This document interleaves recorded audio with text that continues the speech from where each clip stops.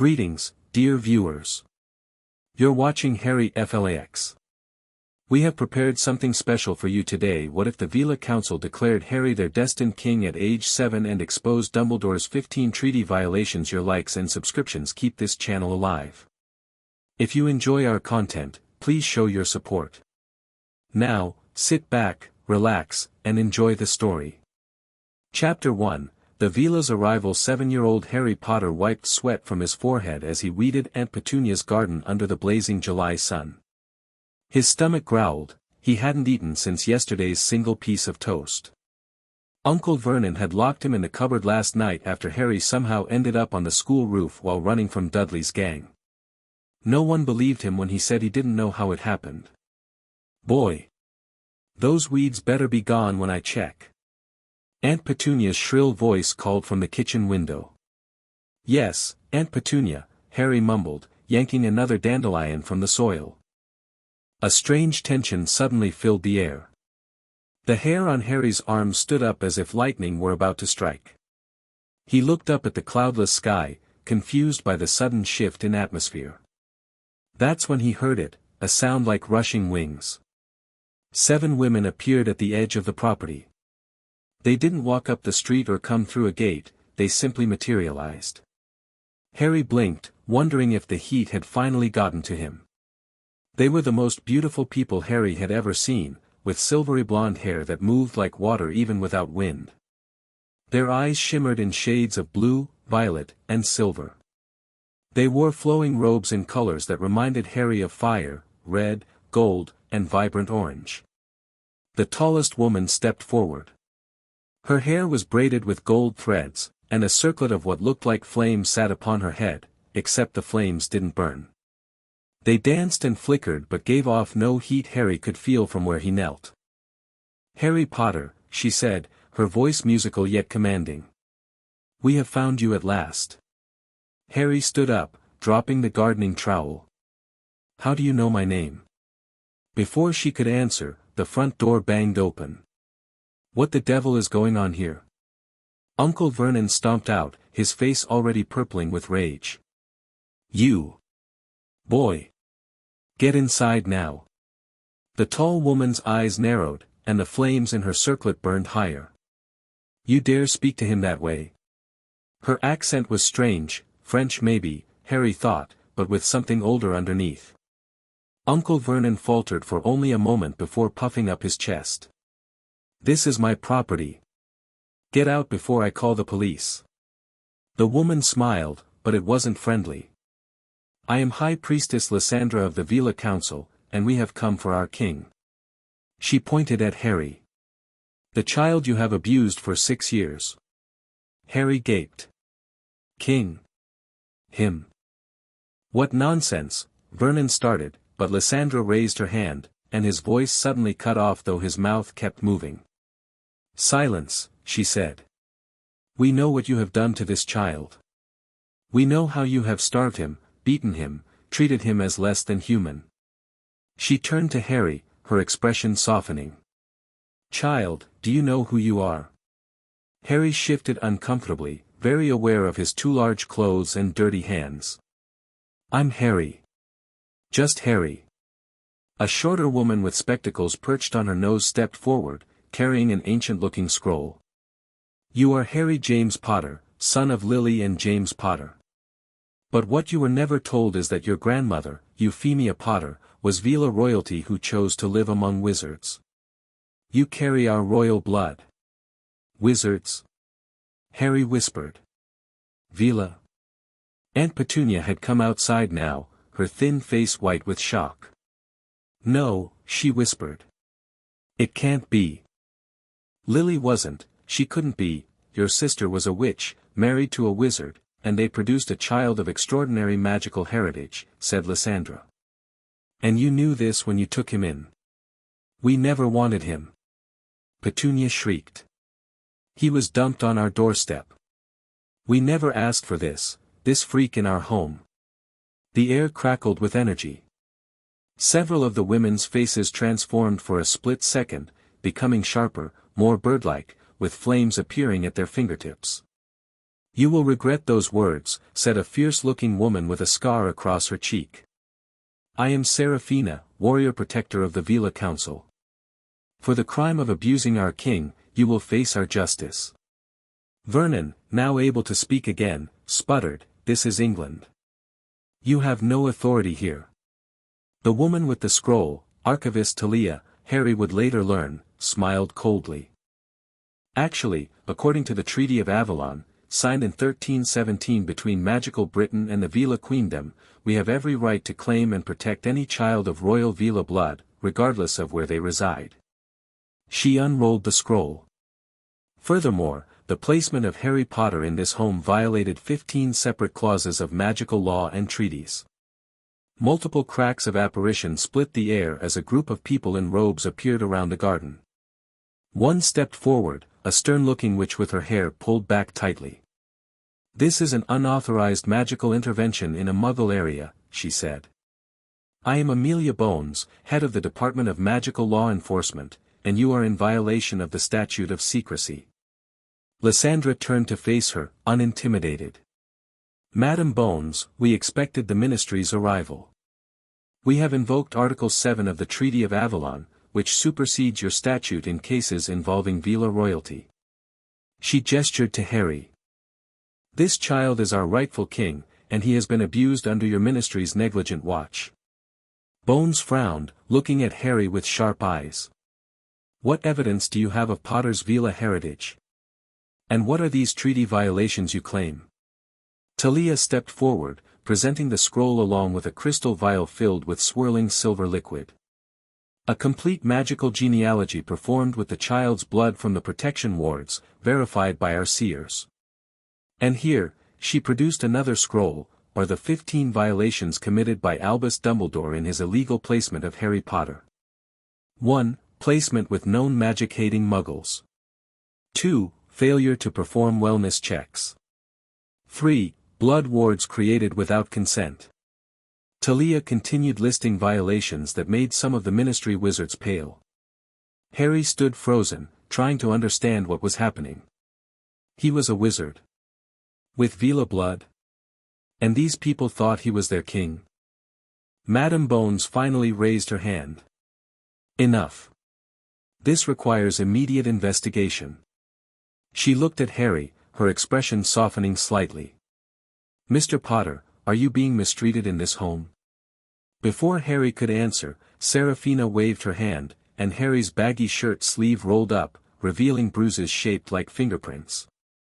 Another wave, and Harry's cupboard door swung open, showing the tiny space with Harry's room scratched into the wall. I believe that answers your question, Lysandra said quietly. The garden fell silent except for Aunt Petunia's choked sob and the sound of Dudley eating ice cream inside, oblivious to the drama unfolding. Madam Bones straightened her robes. This is deeply disturbing. However, Mr. Potter's guardianship was arranged by Albus Dumbledore himself, with the Wisengamot's approval. Without following proper procedures, Talia countered. The wills of James and Lily Potter were sealed illegally. Sirius Black, Harry's godfather, was imprisoned without trial. And the Veela Council was never notified of Euphemia Potter's grandchild situation, despite treaty obligations. Harry's head spun with all the new information. My parents, they weren't drunks who died in a car crash. The garden went deathly quiet. What did you just say? Madam Bones asked, her voice dangerously low. Uncle Vernon backed toward the house. Now see here, they told me my parents were worthless drunks who got themselves killed in a car crash, Harry said, suddenly angry. That's how I got this. He pushed up his hair to reveal the lightning scar. One of the ministry wizards swore under his breath. Merlin's beard. They told Harry Potter his parents died in a car crash. Lysandra knelt before Harry, meeting his eyes. Your parents were heroes, Harry. They died protecting you from a dark wizard who terrorized magical Britain. They loved you very much. Harry felt something inside him crack open, hope, rage, grief, emotions he'd never been allowed to feel came flooding through. Do I have to stay here? He whispered. No, child. Lysandra took his small hand in hers.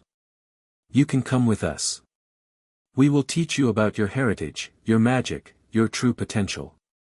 But Dumbledore's protection, one of the ministry wizards began. Seraphina scoffed. Your Dumbledore's protection allowed this child to be starved and beaten for 6 years. The Veela can offer better. Our mountains are unplottable, our magic ancient. The dark wizard you fear cannot reach him there. Harry looked at the Dursleys, the family who had never been family, then back to these strange, fierce women who claimed he belonged with them. I want to go, he said firmly. I want to learn about magic and my parents. I want to leave here. Madame Bones sighed. This will cause an uproar, but given the evidence of mistreatment and these treaty claims, we cannot legally prevent the Veela Council from taking custody of Mr. Potter while we investigate. However, I will need assurances of his safety and accessibility. You will have them, Lysandra promised. And we will expect a full inquiry into how this situation was allowed to happen. Her eyes flashed. Starting with why Albus Dumbledore ignored the wills of the Potters. Harry felt dizzy with possibility. Can I go get my things? Seraphina's expression darkened. What things do you have, child? Harry hesitated. Just some broken soldiers under the loose floorboard in my cupboard. And Dudley's old clothes. Another Veela with honey-colored hair stepped forward.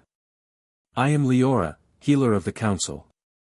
Child, you will need nothing from this place. We will provide everything.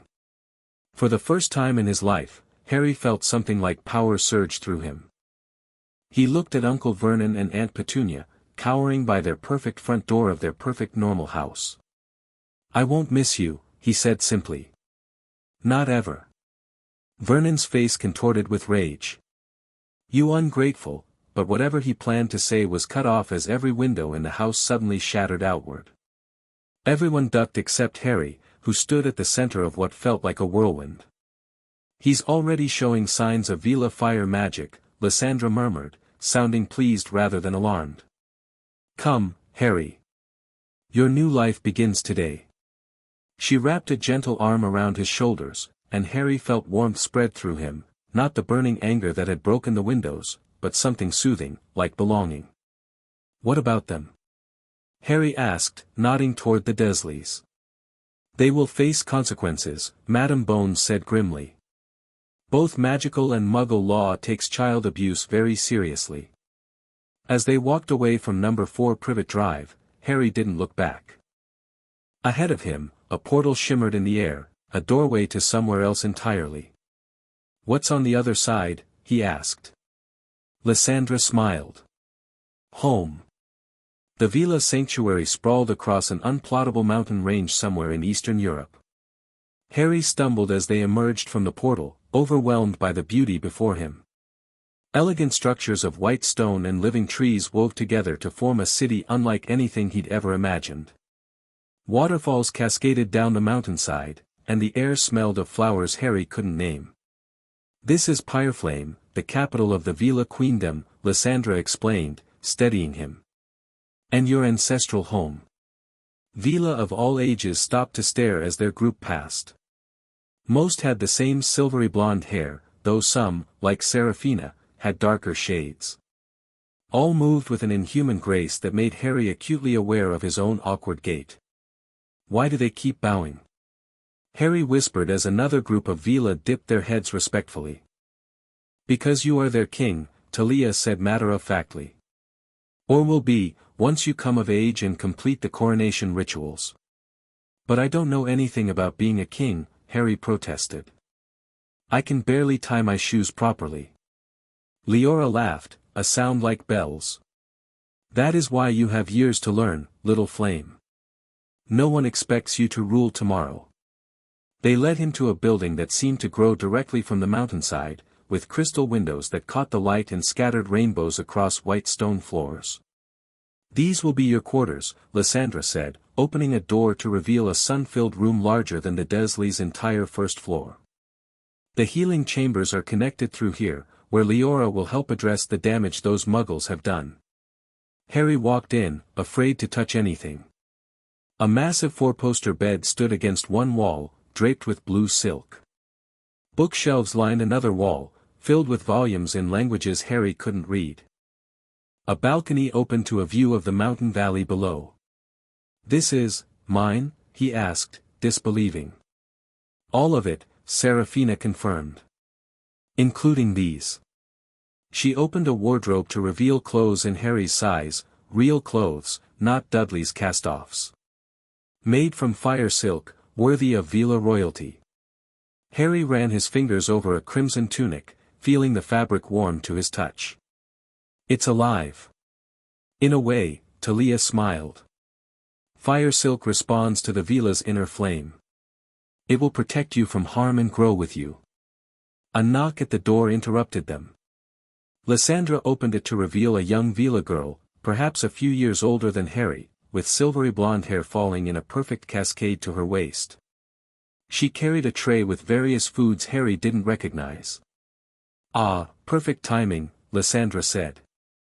"Harry, this is Fleur Delacour. Her family has served as royal attendants for generations."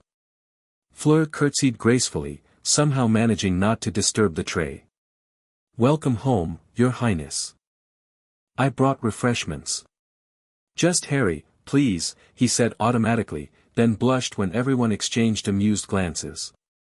"You'll need to get used to titles," Seraphina told him. "But perhaps not today." Fleur set the tray down on a small table. "My father is half human, like you," she said in accented English.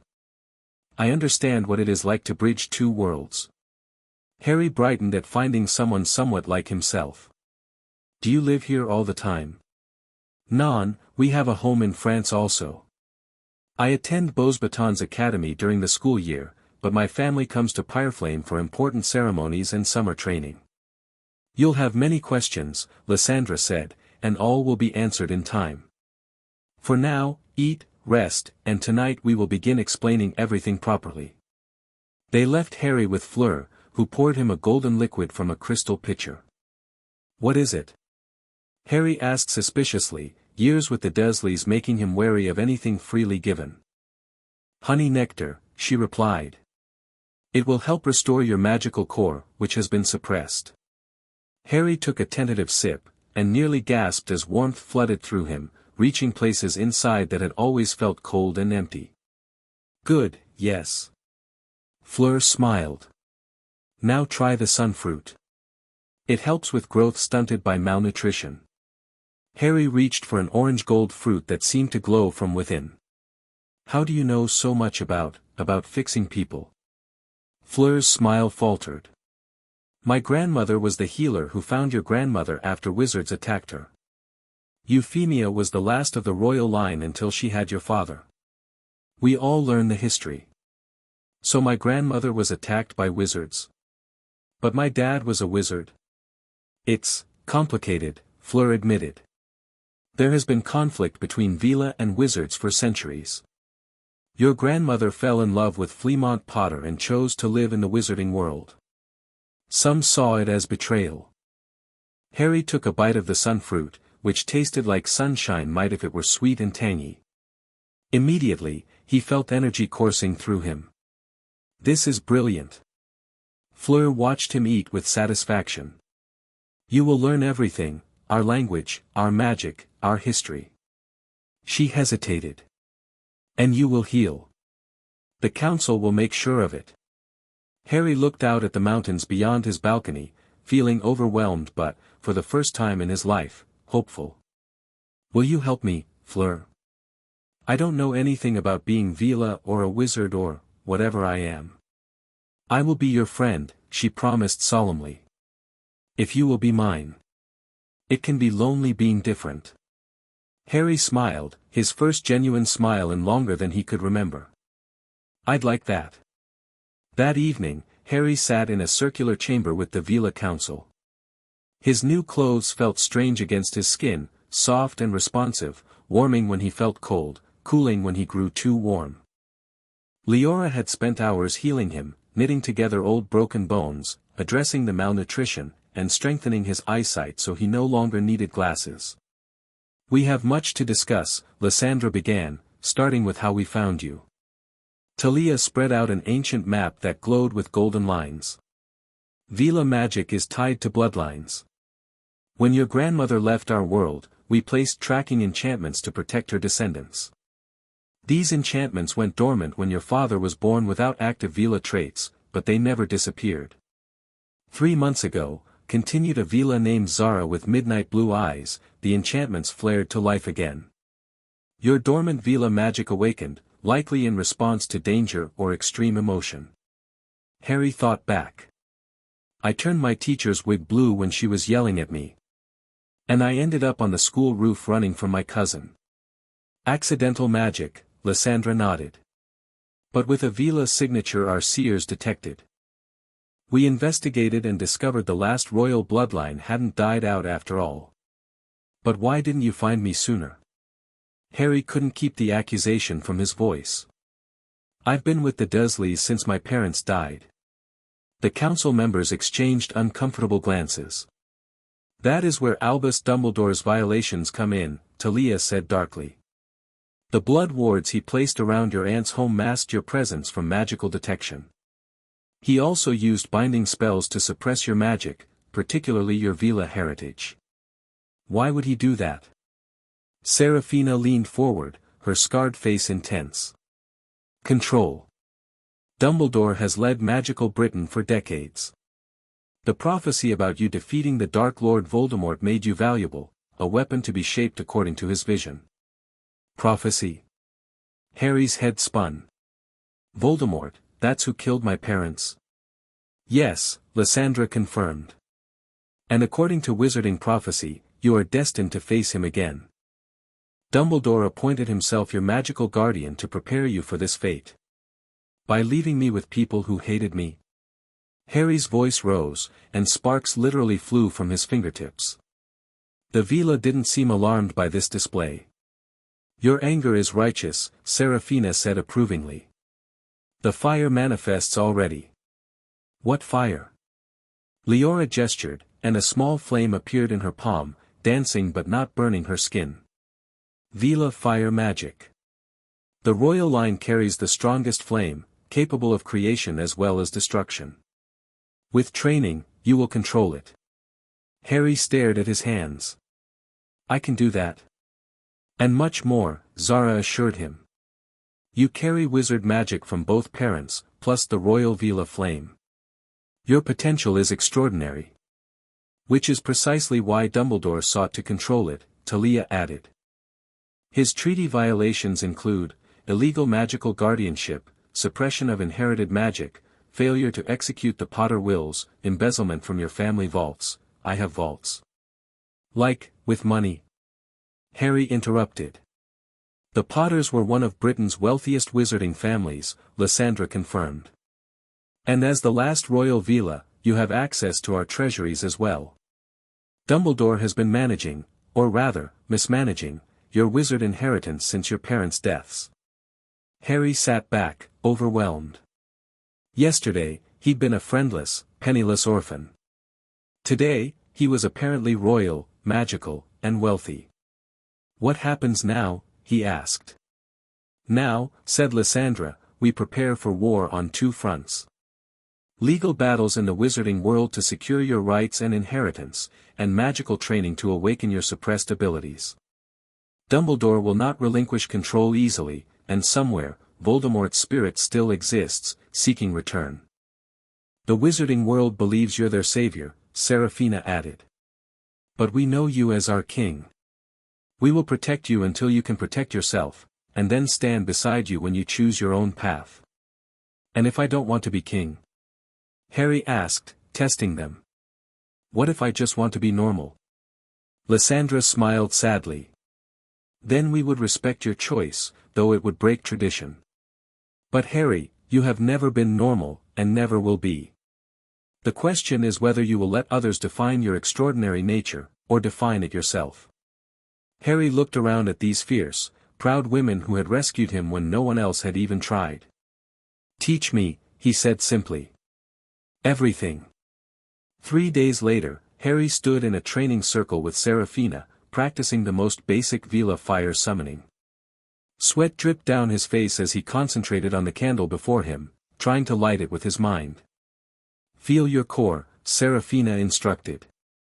"The fire lives there, waiting. Not in your hand, not in your head, in your magical center." Harry closed his eyes, searching for this core everyone kept mentioning but he couldn't seem to find. "I can't do it," he said in frustration. "You stopped a killing curse as an infant," Seraphina countered. "You can light a candle." Harry tried again, reaching deep inside himself, searching for anything that felt like fire. A memory surfaced, Uncle Vernon locking him in the cupboard, the absolute rage and helplessness he'd felt, the strange warmth that had flooded him just before the light bulb shattered. He grabbed that feeling, focusing on the warmth rather than the rage, and suddenly felt something unfurl in his chest, like a bird stretching its wings. The candle erupted in blue-white flame that shot 3 feet into the air. "Excellent!" Seraphina clapped as Harry opened his eyes in shock. "Royal flame, blue at its hottest point. Now contain it, shape it." Harry stared at the towering fire, panic replacing triumph. "How?" "The same way you called it, with will and intent." Harry focused on the flame, imagining it shrinking, becoming a normal, manageable candle flame.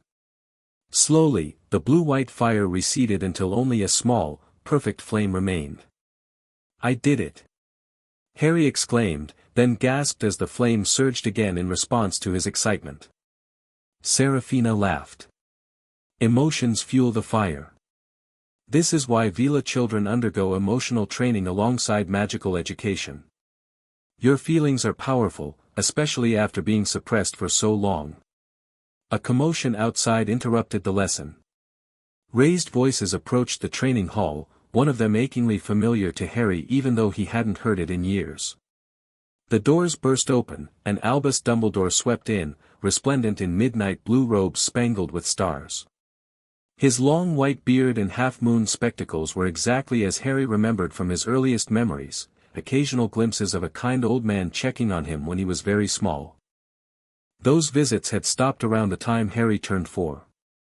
"Harry, my boy," Dumbledore said, his voice grandfatherly but his eyes sharp. "I've been looking everywhere for you." Seraphina stepped in front of Harry, her hand moving to the wand at her hip. "Headmaster Dumbledore. You were not invited to Pyreflame." Lysandra and the other council members entered behind Dumbledore, their expressions thunderous. "How did you breach our wards?" Lysandra demanded. Dumbledore smiled benignly. "I've visited the Veela Queendom before, in my youth. The wards remember me." "They will be recast immediately," Zara muttered. "Harry," Dumbledore continued, speaking around Seraphina as if she weren't there, "there has been a terrible misunderstanding. You must return to your aunt and uncle." "The blood protection is irrelevant," Harry interrupted, surprising himself with his boldness. "They abused me. You left me with people who hated me." Dumbledore's smile faltered. "I'm sure it wasn't as bad as, they starved him," Leora cut in coldly. "Broke his bones. Treated him like a house elf. I spent hours healing damage you allowed." "Sacrifices were necessary," Dumbledore said quietly. "Voldemort's followers would have killed him without the blood protection." "And what about the binding of his magic?" Talia demanded. "The suppression of his Veela heritage? The illegal sealing of the Potter wills? Were those necessary sacrifices too?" For the first time, Dumbledore looked uncomfortable. "I did what I thought best for the greater good. Harry has a destiny, I'm 7. Harry shouted, and every candle in the room flared blue-white. "I don't want a destiny. I want..." His voice cracked. "I want a home. People who care about me. I have that here." Dumbledore regarded Harry with sad eyes. "You cannot escape prophecy, my boy. Voldemort will return, and when he does, you must be ready." "He will be," Lysandra said firmly. But trained our way, not yours. The International Confederation of Wizards has already opened an investigation into your actions. The Goblin Nation has frozen all Potter accounts pending review. Your legal guardianship has been challenged under both Wizard and Veela law. Harry needs the protection of Hogwarts, Dumbledore insisted. His parents would have wanted, his parents named Sirius Black his guardian, Talia interrupted, yet you allowed Black to be imprisoned without trial while you claimed guardianship yourself. Sirius was the Potter's secret keeper. He betrayed them to Voldemort, Dumbledore said, but Harry noticed a flicker of uncertainty in his eyes. No, he wasn't, came a new voice. A tall, elegant woman with white blonde hair entered the chamber. Harry recognized her Veela heritage immediately in her two perfect features. Peter Pettigrew was the secret keeper. My cousin Sirius told me himself, just before he was arrested. Narcissa Malfoy, Dumbledore said coldly. A Death Eater's wife. Your testimony is suspect. My Veela blood compels truth in our sacred spaces, Narcissa replied. Test me with Veritaserum if you doubt. I've provided my memories of Sirius's last conversation to the council. Harry stared at this new arrival.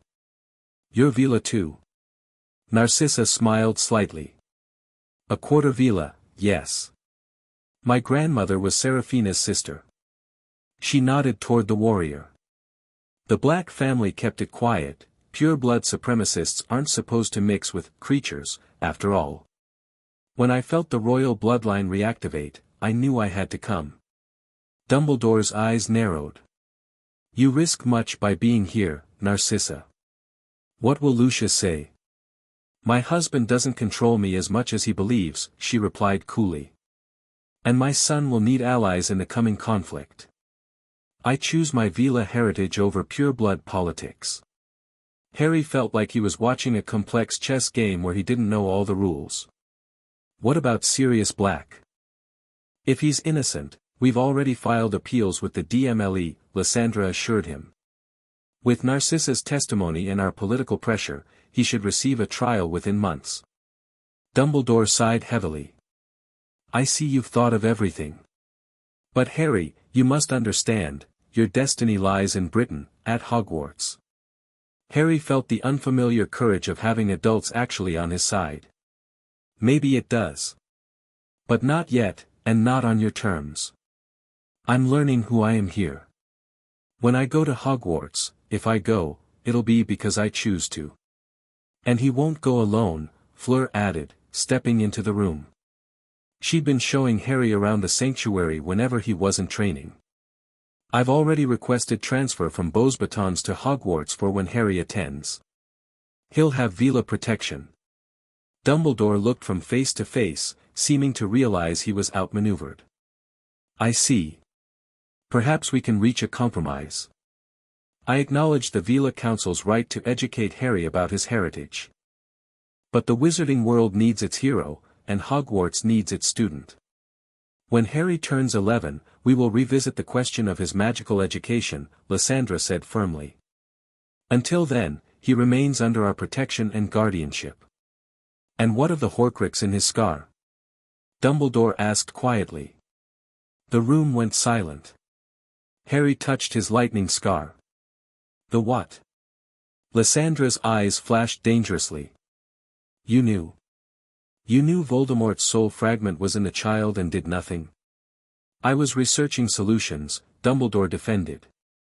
There are few precedents. We have healers arriving from 3 continents next week, Leora interrupted.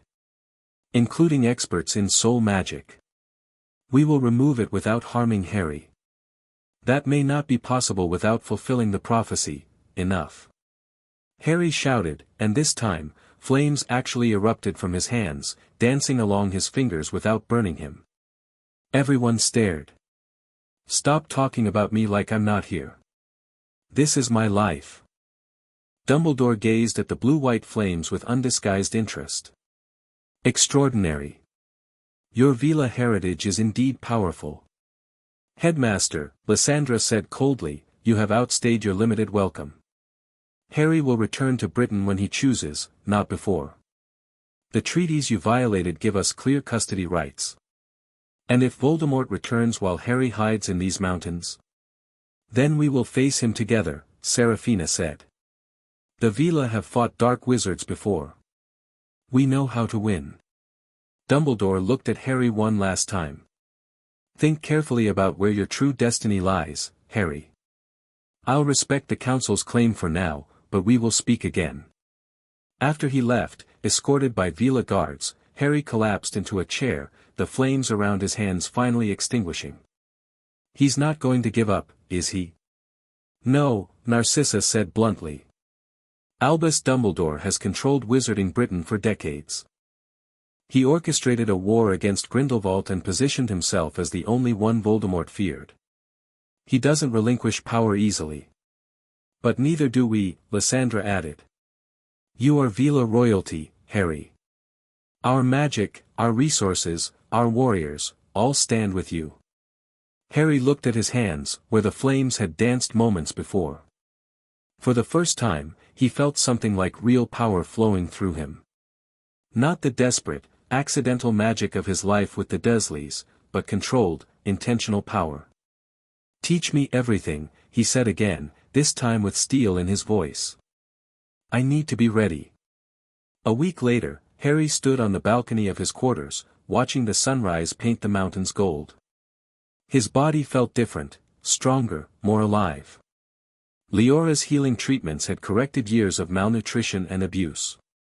The bindings on his magic were being carefully unraveled by Veela ritual masters, releasing power that sometimes made him feel like he might burst from his skin. Beautiful, isn't it? Fleur joined him at the railing. I never saw sunrises at the Dursleys, Harry admitted. I was always locked in the cupboard.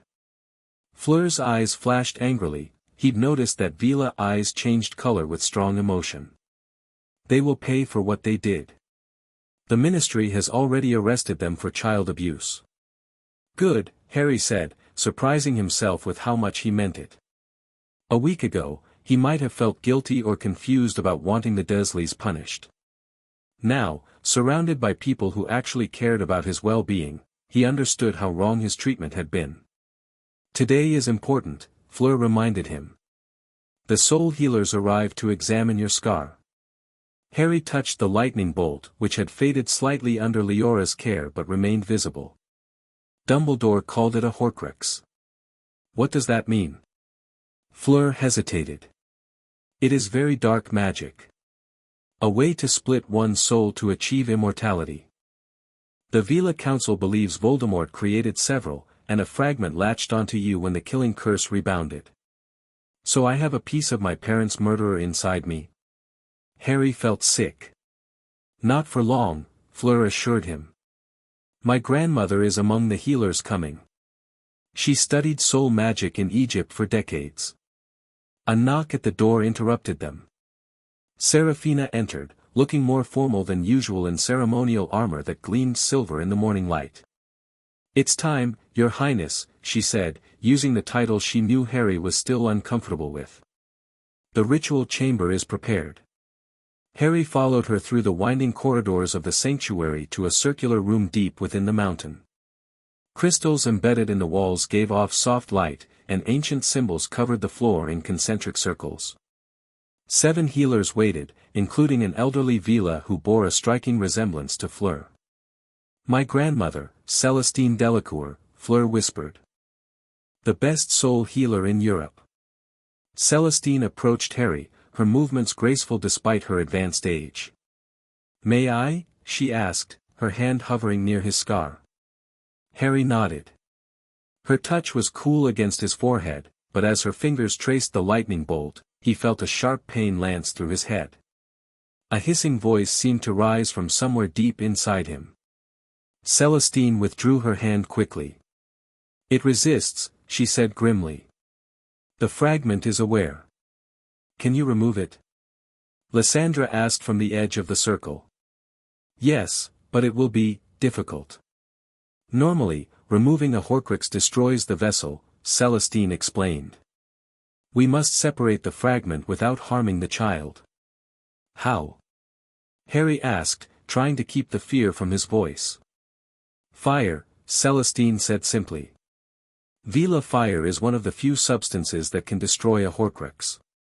Royal fire, your fire, young king, is even more powerful.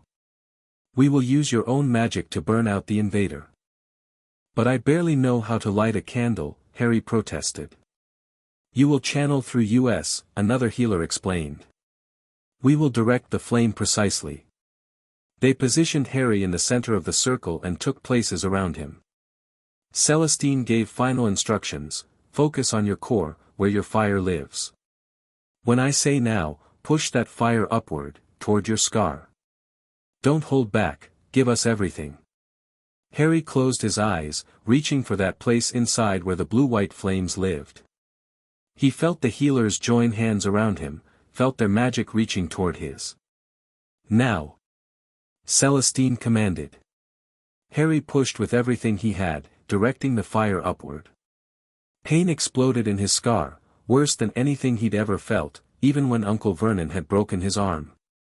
A terrible scream filled the chamber, but it wasn't his voice. Something black and oily erupted from his forehead, fighting against the blue-white flames that engulfed it. More! Celestine shouted over the unearthly shriek. Harry dug deeper, pulling fire from places he didn't know existed inside him. The flames turned from blue-white to an impossibly bright silver. The black substance writhed in agony, then disintegrated into nothing. Harry collapsed, caught by Leora before he hit the floor. His entire body trembled, but his head felt lighter, clearer than it ever had. It's gone, Celestine confirmed, her voice filled with wonder. The fragment is destroyed. And Harry? Lysandra asked anxiously. Leora ran her hands over him, her healing magic cool against his fevered skin. His magic is intact, stronger, even, without the parasite draining it. He needs rest, but he will recover fully. As they carried him back to his quarters, Harry drifted in and out of consciousness. In his clearer moments, he noticed new abilities. He could feel the magic around him in ways he couldn't before, could sense the Veela fire in those who carried him. His empathic abilities are emerging, he heard Celestine say. The Horcrux was blocking his natural Veela gifts. Will he develop the allure? Someone else asked. Perhaps. The male royal line manifests differently, more fire than allure, typically. But he is unique. Harry let the conversation wash over him, too exhausted to care about new powers or abilities. One thought remained clear: Voldemort's peace was gone. He was fully himself for the first time. 2 months after his rescue from Privet Drive, Harry stood in the great hall of Pyreflame, watching as a tall, gaunt man was escorted in. The man's eyes, grey like storm clouds, searched the room until they landed on Harry. His hollow face transformed with a joy so intense it was almost painful to witness. Harry, Sirius Black whispered, taking a hesitant step forward. You look so much like James, but your eyes. My mother's eyes, Harry finished. He'd heard this from every adult who'd known his parents. The Veela Council had worked tirelessly to secure Sirius a trial. Narcissa's testimony, Veela truth-seers, and eventually Veritaserum had proven his innocence. Peter Pettigrew was now Britain's most wanted wizard. Sirius dropped to his knees before Harry, not caring about the assembled Veela nobility watching. I'm so sorry I wasn't there for you. I should have taken you that night instead of going after Peter. I failed you. Harry approached the man who should have raised him. You're here now. Sirius looked up, his eyes wet. They tell me you're Veela royalty. James would have found that hilarious, his son, a king. I'm still learning what it means, Harry admitted. The council wants to train me here, but... He hesitated. You're my godfather. My parents wanted you to raise me. And I want that more than anything, Sirius said fiercely. But I've spent 6 years in Azkaban. I'm damaged, Harry. The Dementors. He shuddered. I need time to heal before I can be what you need. Lysandra stepped forward. We have discussed this at length, Harry. Sirius will stay here at Pyreflame for his recovery. You both need healing, and you both need each other. When he is stronger, decisions can be made about your living arrangements. Harry felt a weight lift from his shoulders. He didn't have to choose between his newfound Veela family and his godfather. You'll stay? He asked Sirius. Try and keep me away. Sirius managed a ghost of what must have once been a charming grin. Besides, I always did have a weakness for beautiful women. Several of the Veela rolled their eyes, but Harry noticed Zara hiding a smile. Can you tell me about my parents? Harry asked. The Dursleys never would. Sirius's face darkened at the mention of the Dursleys, but he nodded. I'll tell you everything. How James chased Lily for years. How she finally gave him a chance when he deflated his ego a bit. How they fought in the war against Voldemort. How much they loved you. That night, Harry sat with Sirius on his balcony, listening to stories of his parents while the moon rose over the mountains. For the first time, Harry felt connected to his past, not just his future. Your father would be proud of you, Sirius said, watching as Harry absent-mindedly created small flames that danced between his fingers, a habit he'd developed during his training. Not just the magic, though that's impressive. But standing up to Dumbledore. James always questioned authority. And my mum? Lily would be proud of how quickly you're learning. She was the brightest witch of our year. But mostly, she'd be proud of your heart. Sirius reached out hesitantly, then ruffled Harry's perpetually messy hair. You've been through hell, but you're still kind. That's all, Lily. Harry leaned into the touch, still getting used to casual affection after years of its absence. The Veela Council wants me to make a public appearance next month. To introduce me to the wizarding world officially. Are you ready for that? Sirius asked. The media circus will be intense. I don't know, Harry admitted. But Lysandra says hiding makes me look weak. Better to control the narrative than let Dumbledore or the Ministry do it. Sirius barked a laugh. You're talking like a politician already. Is that bad? No, just unexpected from a 7-year-old. Sirius's expression turned serious. Whatever you choose, I'll be beside you. I've missed enough of your life.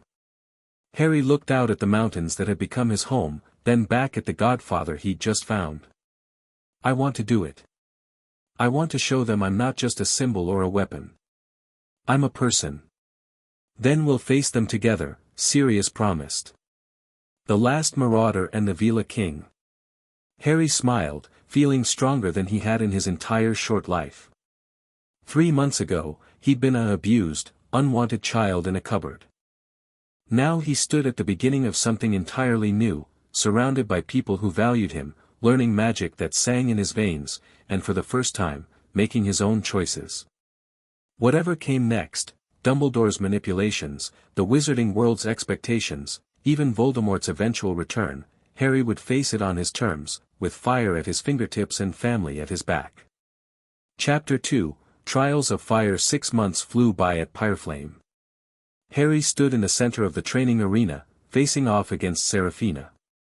Sweat dripped down his face as he concentrated on controlling the blue-white flames that now came to him as naturally as breathing. Again, Seraphina commanded, hurling 3 crystal discs into the air. Harry tracked them with his eyes, then flicked his wrist. 3 precise jets of flame shot from his fingertips, striking each disc midair. The crystals absorbed his fire, glowing momentarily before falling into his outstretched hand. Better, Seraphina nodded, the closest thing to praise he'd get from the stern warrior. Your aim has improved. Harry grinned, tossing the still-warm crystals from hand to hand. 6 months ago, he couldn't light a candle without setting the whole room ablaze. Now he could thread a needle with his fire. Can we try the combat sequences again? He asked eagerly. Seraphina raised an eyebrow. You have etiquette lessons with Talia in 10 minutes. The International Confederation hearing is tomorrow, and you need to be prepared. Harry groaned. More bowing and titles and fork placement. I'd rather fight 10 more duels. A king's battles happen at banquet tables as often as battlefields, Serafina reminded him. Sometimes words win more than fire. Fine, Harry sighed, extinguishing the flames dancing along his fingers, another habit he'd developed that drove his tutors crazy. But tomorrow afternoon we're doing the fire shield drill, right? If you survive Talia's intensive review of international magical diplomatic protocols, Serafina said with a rare smirk. Harry sprinted through the crystal corridors of the sanctuary, waving to Veela he passed. After 6 months, he knew most by name. The sanctuary felt like home now, more home than Privet Drive ever had. He skidded into the library where Talia waited, her spectacles perched on her nose and a mountain of scrolls before her. Sirius lounged nearby, flipping through a book with obvious boredom. "Thank Merlin," Sirius exclaimed when Harry entered. "Save me from another hour of learning which goblin clans deserve a head bow versus a shoulder nod." "Sirius Black, you are not setting a proper example," Talia scolded, though her lips twitched. Harry must understand the complexities of tomorrow's hearing. Harry plopped down beside his godfather, who looked worlds better than when he'd first arrived. 6 months of Veela healing had erased the worst of Azkaban's damage. His face had filled out, his eyes lost their haunted look, and his hair, cut and properly cared for, curled rakishly around his shoulders. "Run through it one more time," Harry said to Talia. "Who'll be at this hearing?" Talia unfurled a massive scroll. "The International Confederation of Wizards has convened a special tribunal to address the treaty violations regarding your guardianship and magical suppression. Representatives from 12 nations will preside, including the Supreme Mugwump, who is, Albus Dumbledore," Harry finished. "But that's ridiculous. He can't judge his own case. He has recused himself from that role," Talia explained. "Babajid Akingbade of Uganda will serve as acting Supreme Mugwump. However, Dumbledore will attend to answer the allegations." "And what exactly are we hoping to accomplish?" Sirius asked, sitting up straighter. Talia adjusted her spectacles. 3 primary objectives. First, official recognition of the Veela Council's guardianship of Harry. Second, sanctions against Dumbledore and the British Ministry for treaty violations. Third, restitution of assets illegally managed from the Potter vaults. "What about preventing Dumbledore from interfering with me in the future?" Harry asked. "That's implicit in the first objective," Talia said, "but magical restraining orders are difficult to enforce against a wizard of Dumbledore's power." "He's not giving up on me," Harry said quietly. "He still thinks I need to be his weapon against Voldemort." Sirius squeezed Harry's shoulder. "He'll have to go through me first. And an army of fire-throwing Veela. Speaking of which," Talia continued, "you need to review these scrolls detailing the exact treaty language regarding interspecies magical guardianship." Harry groaned but pulled the nearest scroll toward him. Tomorrow would be his first public appearance in the wizarding world since the Veela had taken him from the Dursleys. The Daily Prophet had been printing wild speculation for months. Some articles painted him as a kidnapped victim, others as a conquering Veela prince. None came close to the truth. "Will there be reporters?" Harry asked. "Yes," Talia confirmed. "But you won't speak to them. Lysandra will handle all statements. And you just have to stand there looking regal," Sirius added. "Which means no playing with fire, no scratching uncomfortable places, and absolutely no turning anyone into a toad." "That was one time," Harry protested. "And it was an accident. I didn't know transformative fire was a thing until it happened." Talia's lips twitched again. The Russian diplomat did look better as an amphibian. "But please, refrain from such displays tomorrow." Harry spent the next hour memorizing protocols, precedents, and proper forms of address for various magical dignitaries. By the time they finished, his head throbbed. "You'll do fine," Sirius assured him as they headed to dinner. "Just be yourself." "That's what I'm afraid of," Harry admitted. "What if I mess up? What if I embarrass the Veela?" Sirius stopped, kneeling to meet Harry's eyes. Listen to me, pup. You're not just the boy who lived anymore. You're not just the Veela's king in training. You're Harry.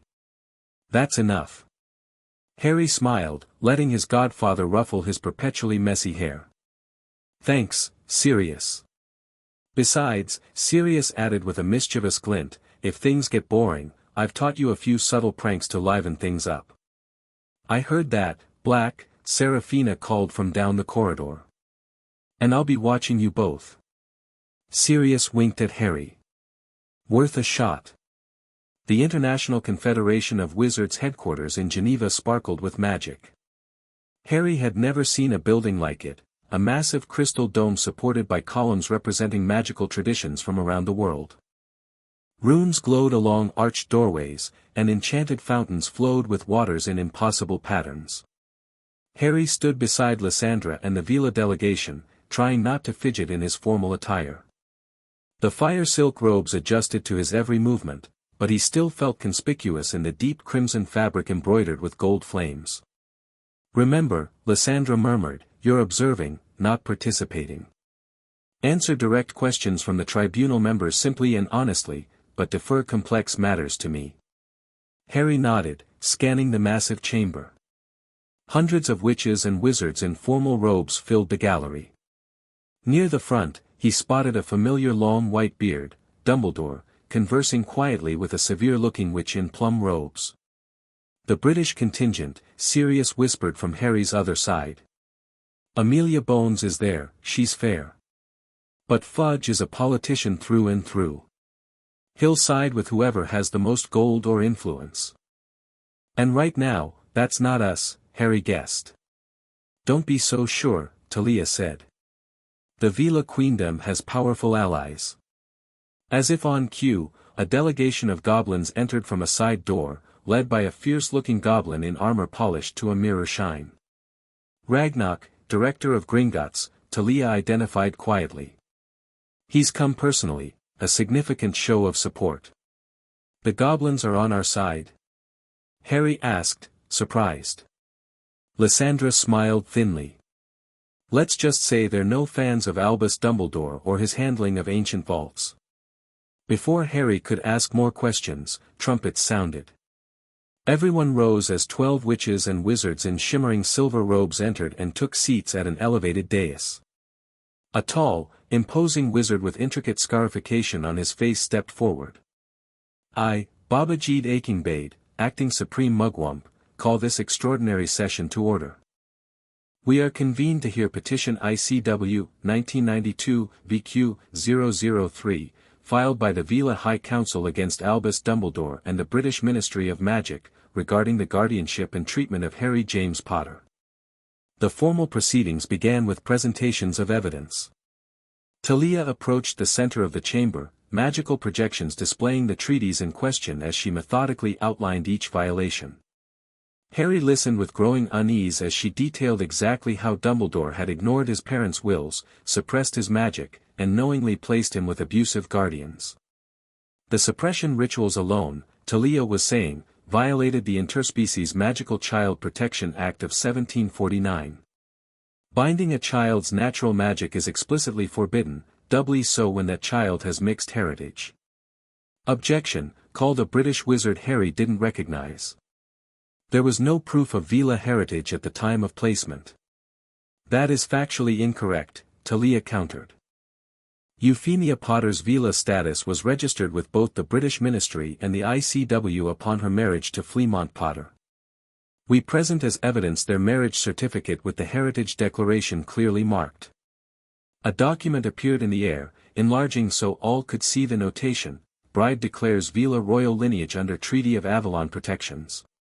Murmurs swept the chamber.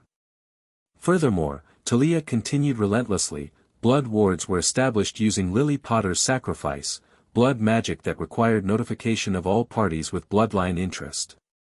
The Veela Council was never notified, despite our registered interest in any descendants of Euphemia's line. Hour after hour, the evidence mounted.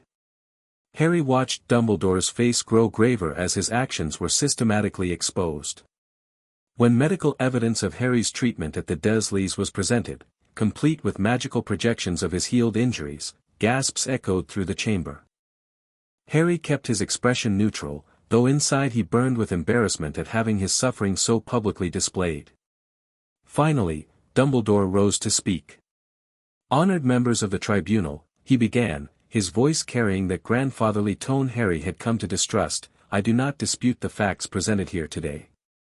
I did indeed place Harry Potter with his maternal relatives. I did indeed establish blood wards using Lily Potter's sacrifice. I did indeed place suppressive bindings on certain aspects of his magic." Murmurs rose again at this frank admission. However, Dumbledore continued, "These actions were taken in the aftermath of the most terrible wizarding war Britain had seen in centuries. Lord Voldemort, gasps at the name, had been defeated, but his followers remained at large, hunting for the child who had somehow survived their master's attack." Dumbledore's blue eyes found Harry's across the chamber. "Every decision I made was with one purpose, to keep Harry Potter alive. The blood wards offered protection that no other magic could provide. The suppression prevented accidental magic that might have revealed his location. The isolation from our world kept him from the dangers of his fame. And the abuse?" Lysandra's voice cut like ice through Dumbledore's rhetoric. "Was that part of your protection strategy as well?"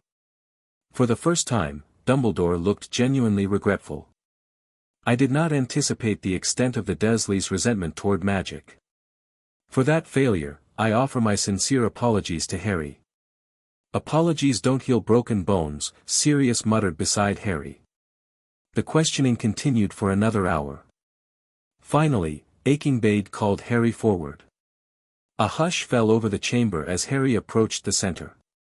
"Harry James Potter," Aching-Bade said gently, "you have heard much discussion of your life today. The tribunal would like to ask you a few questions, if you feel able to answer." Harry nodded, standing straight as Seraphina had taught him. "In your own words, how would you describe your life with the Dursley family?" Harry took a deep breath. "They hated magic. They hated anything they considered abnormal. They told me my parents died in a car crash because they were drunk. They made me sleep in a cupboard under the stairs. They didn't feed me enough. My cousin was allowed to hurt me, and if I tried to defend myself, I was punished." His simple, direct statement seemed to affect the tribunal more than all the elaborate evidence. "And now, with the Veela Council?" Aching-Bade prompted. "They teach me about my magic instead of punishing me for it. They feed me. They heal me when I'm hurt. They tell me the truth about my parents and my heritage." Harry paused. "They treat me like a person, not a freak or a weapon. Do you wish to remain under their guardianship?" "Yes," Harry said without hesitation. "With my godfather Sirius Black also involved in my care." Aching-Bade nodded. "Thank you, Mr. Potter. You may return to your delegation." The tribunal conferred privately for 20 minutes before delivering their ruling. On the matter of guardianship, Aching-Bade announced, "This tribunal recognizes the Veela Council's legitimate claim under the Treaty of Avalon. Harry James Potter shall remain under their protection until his majority, with Sirius Black acknowledged as his wizarding guardian." Harry felt Lysandra's hand squeeze his shoulder. On the matter of treaty violations, Aching-Bade continued, "We find Albus Dumbledore in breach of 7 international agreements. Sanctions are hereby imposed. Albus Dumbledore is removed from his position as Supreme Mugwump of the International Confederation. He is barred from making any decisions regarding Harry Potter's education, welfare, or magical training. He is ordered to provide full accounting of all Potter assets under his management and to relinquish control of said assets to Gringotts for proper stewardship."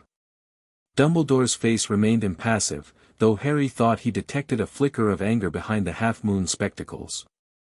"The British Ministry of Magic," Aching-Bade added, "is censured for failure to properly oversee the placement of an orphaned magical child. Reparations of 50,000 galleons will be paid to Mr. Potter's trust as compensation." The ruling complete, the formal session ended. As people began to file out, reporters surged forward, shouting questions. Lysandra stepped in front of Harry protectively. "The Veela Council welcomes today's ruling as a first step toward justice for Harry Potter," she stated. "We look forward to continued cooperation with the international magical community as Harry grows into his heritage and responsibilities." Harry followed the Veela delegation toward the exit, but felt a light touch on his arm. He turned to find Dumbledore standing there, somehow having navigated through the crowd unnoticed. "Harry," he said quietly, "I truly am sorry for the suffering you experienced. It was never my intention." Harry studied the old wizard's face, looking for sincerity. "But you'd do it all again, wouldn't you? If you thought it was for the greater good?" Something flashed in Dumbledore's eyes, surprise, perhaps, at Harry's perception. "The prophecy remains, Harry. Lord Voldemort will return. When he does, you must be prepared." "I am preparing," Harry replied. "Just not your way." Dumbledore sighed. "I hope that is enough. The power mentioned in the prophecy, Albus." Sirius appeared at Harry's side, his voice cold. "The tribunal just ordered you to stay away from my godson." "Merely a conversation between concerned parties," Dumbledore said mildly. "Harry will always be welcome at Hogwarts when he turns 11. I hope the Veela Council will consider what's best for his magical education." "We'll cross that bridge when we come to it," Harry said firmly. "Goodbye, Headmaster." As they walked away, Harry felt Dumbledore's eyes on his back. "He's still planning something," he murmured to Sirius. "Of course he is," Sirius replied. "Men like Dumbledore don't change course easily. But he'll be more cautious now, with international attention on his actions." Outside the ICW headquarters, a crowd had gathered, not just reporters, but ordinary witches and wizards hoping to glimpse the boy who lived. Harry straightened his shoulders, preparing for the gauntlet. "Ready?" Lysandra asked. Harry nodded, and they stepped into the sunlight. Flashbulbs exploded from dozens of cameras. Questions were shouted from all directions. Harry kept his face neutral, following Lysandra's lead as she guided their group toward the international portkey point. That's when Harry felt it, a prickle at the back of his neck, a sense of wrongness that his months of training had taught him to recognize. His eyes scanned the crowd, seeking the source. There, a figure in nondescript robes, hand moving subtly toward a concealed wand. "Down!" Harry shouted, instinctively throwing up his hands. A wall of blue-white flame erupted between their group and the crowd just as a sickly yellow curse shot toward them. The spell sizzled against Harry's fire shield, dissipating harmlessly. Seraphina and the Veela guards moved with practiced precision, surrounding Harry and the council members while identifying the attacker. The crowd scattered in panic as more guards from the ICW rushed toward the commotion. "Assassination attempt," someone yelled. Harry maintained his fire shield, making it transparent enough to see through while keeping it solid enough to block spells. Through the blue flames, he watched as the attacker disapparating, but not before Harry caught a glimpse of a silver mask beneath the hood. "Death Eater," Sirius growled. The ICW security wizards reached them, looking impressed by Harry's still-active fire shield. "Is everyone unharmed?" "That was quick thinking, young man." Harry lowered the flames, suddenly aware of dozens of cameras still flashing. Tomorrow's papers would be filled with photos of him generating protective fire, his first public display of his Veela abilities. "We need to leave," Lysandra said urgently. "Now." They hurried to the portkey point, where an emergency international portkey was quickly authorized. As they prepared to depart, Harry noticed Dumbledore watching from the steps of the ICW building, his expression unreadable. "What just happened?" Harry asked once they were safely back at Pyreflame. "Someone just tried to kill you," Seraphina said bluntly. "A Death Eater who apparently didn't appreciate today's ruling. Or who was sent to test your abilities," Sirius added darkly. "That curse was dangerous but not unblockable. Almost as if they wanted to see what you'd do." Lysandra paced the council chamber. "Either way, this changes things. The world now knows Harry has active Veela fire magic, powerful fire magic. And our enemies know we're preparing him. Is that bad? Harry asked. It's complicated, Talia explained. On one hand, demonstrating your power might deter some threats. On the other, it makes you a more tempting target for those who fear what you might become. Harry rubbed his scar, faded now after the Horcrux removal but still visible. You think Voldemort was behind this? The adults exchanged glances. Not directly, Sirius said carefully. He's still a wraith without a body, according to our intelligence. But his followers remain, and some are very interested in his return. The prophecy, Harry guessed. Lysandra nodded grimly. Which is why we must accelerate your training. Today was supposed to be about legal battles, not actual ones. You're still a child, Harry, but our enemies won't wait for you to grow up. The assassination attempt changed everything. Harry's training intensified, his days now filled with combat magic, strategic thinking, and accelerated studies. Where before he'd been learning Veela culture and history at a leisurely pace, now he was being prepared for war. Again, Seraphina commanded, hurling not 3 but 12 crystal discs into the air. Harry tracked them, his flames striking each one before they reached the apex of their flight. But this time, Seraphina didn't stop there, she sent a stinging hex toward him simultaneously. Harry split his attention, maintaining his fire attack on the discs while throwing up a hasty shield against the hex. The shield held, but 2 discs escaped his flames. Better, Seraphina acknowledged, but still not good enough. In real combat, you'll face multiple attackers with different strategies. You must be able to attack and defend simultaneously. Harry wiped sweat from his brow. I'm trying.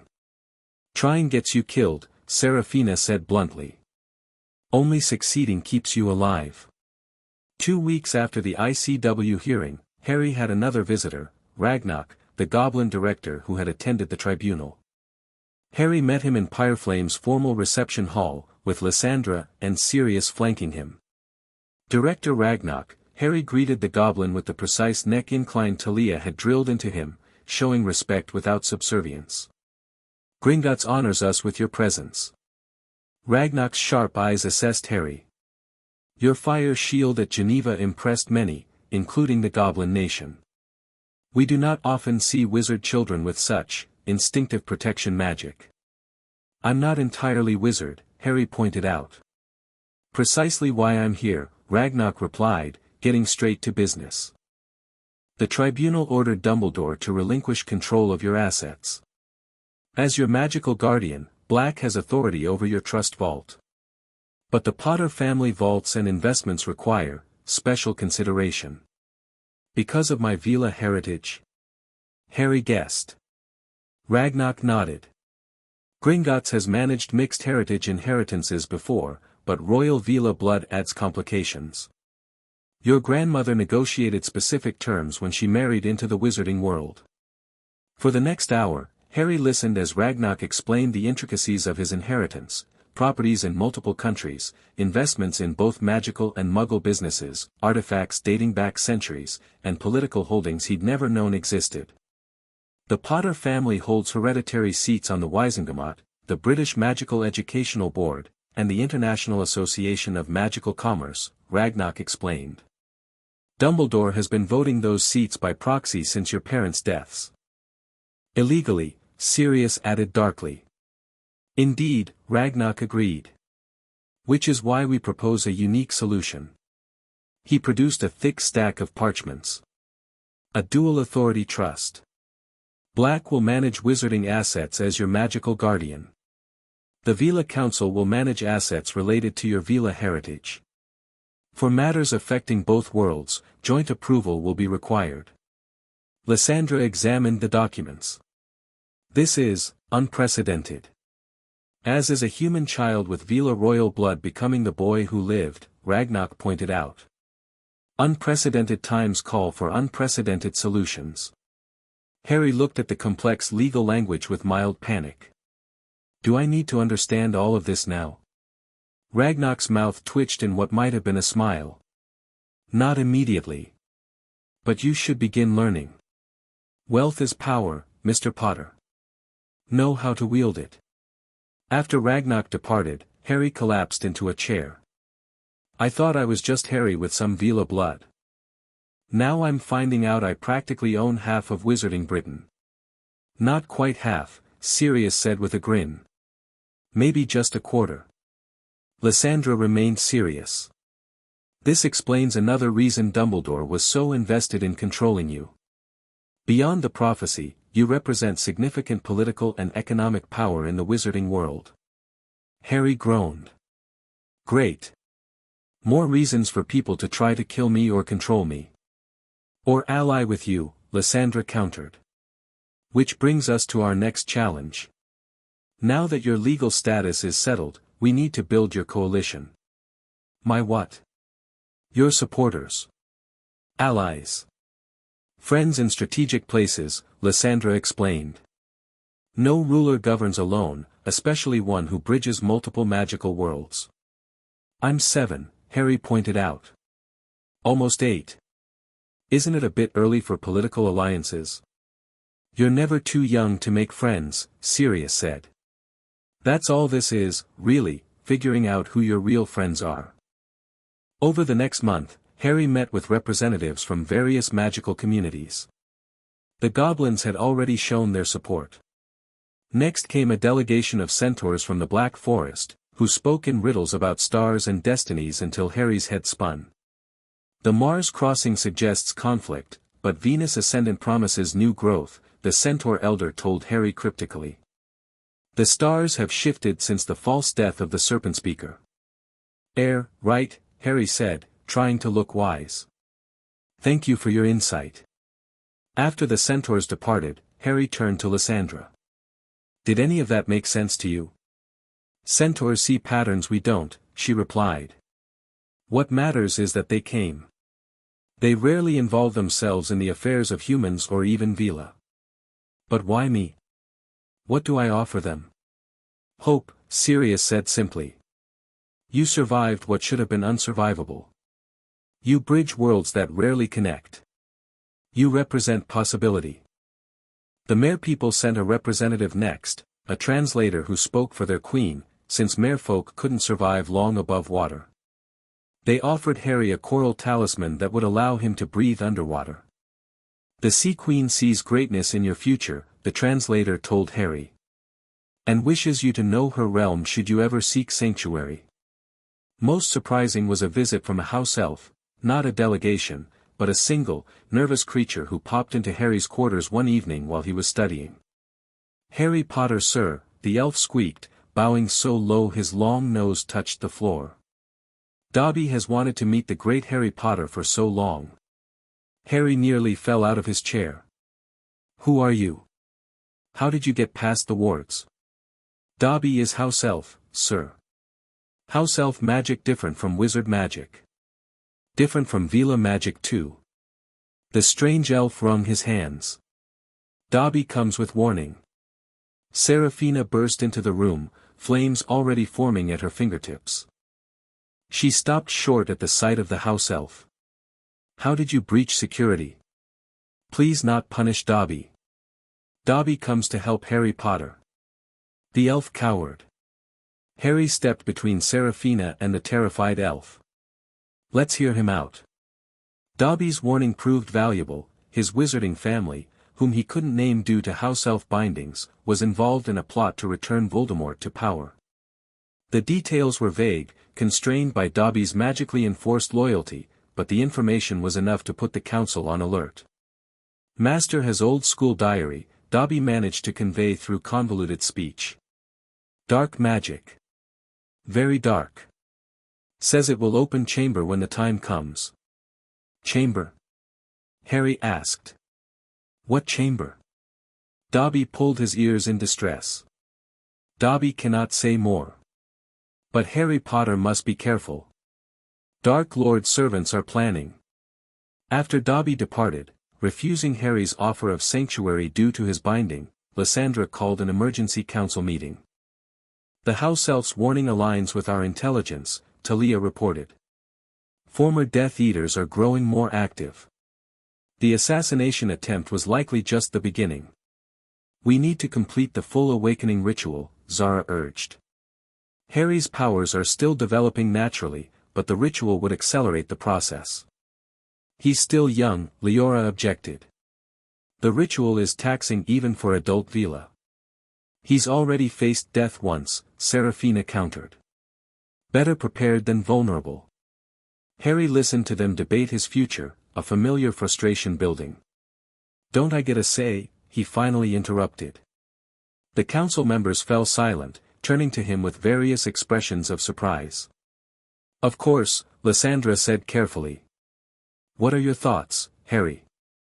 If Voldemort's followers are planning something, I want to be ready, Harry said firmly. Explain the ritual to me, and I'll decide if I'm ready. Zara, the ritual specialist, leaned forward. The Flame Awakening is our most sacred ceremony. It fully activates dormant Veela abilities, connecting you to the ancestral magic of our people. For royalty, it also connects you to the lineage magic, powers passed down through bloodlines. What's involved? Harry asked. 3 days of preparation, fasting, meditation, purification. Then the ritual itself, where you enter a magical fire and commune with the spirits of your ancestors. They test you. If found worthy, they share their knowledge and power. And if I'm not worthy? Harry asked, throat dry. Zara hesitated. The royal line has never rejected a true descendant. But the fire will burn those who attempt the ritual falsely. I'll do it, Harry said, surprising himself with his certainty. Sirius looked concerned. Harry, you don't have to rush this. You're still a child. Voldemort didn't care that I was a baby when he tried to kill me, Harry pointed out. His followers don't care that I'm a child now. I need every advantage. The ritual was scheduled for the summer solstice, when Veela magic reached its annual peak. Harry spent the intervening weeks in intensive preparation, learning meditation techniques to control his emotions, studying the history of his Veela ancestors, and physically conditioning his body for the strain. 3 days before the solstice, Harry began the purification process. No food, only blessed water infused with herbs. Hours of meditation in crystal caverns deep beneath pyreflame. Ritual bathing in waterfall pools charged with ancient magic. By the day of the ritual, Harry felt lighter somehow, as if he'd shed more than just physical impurities. His senses seemed sharper, his awareness of the magic around him heightened. The ceremony took place at sunset in Pyreflame's sacred grove, an ancient circle of white trees that predated even Veela settlement in the mountains.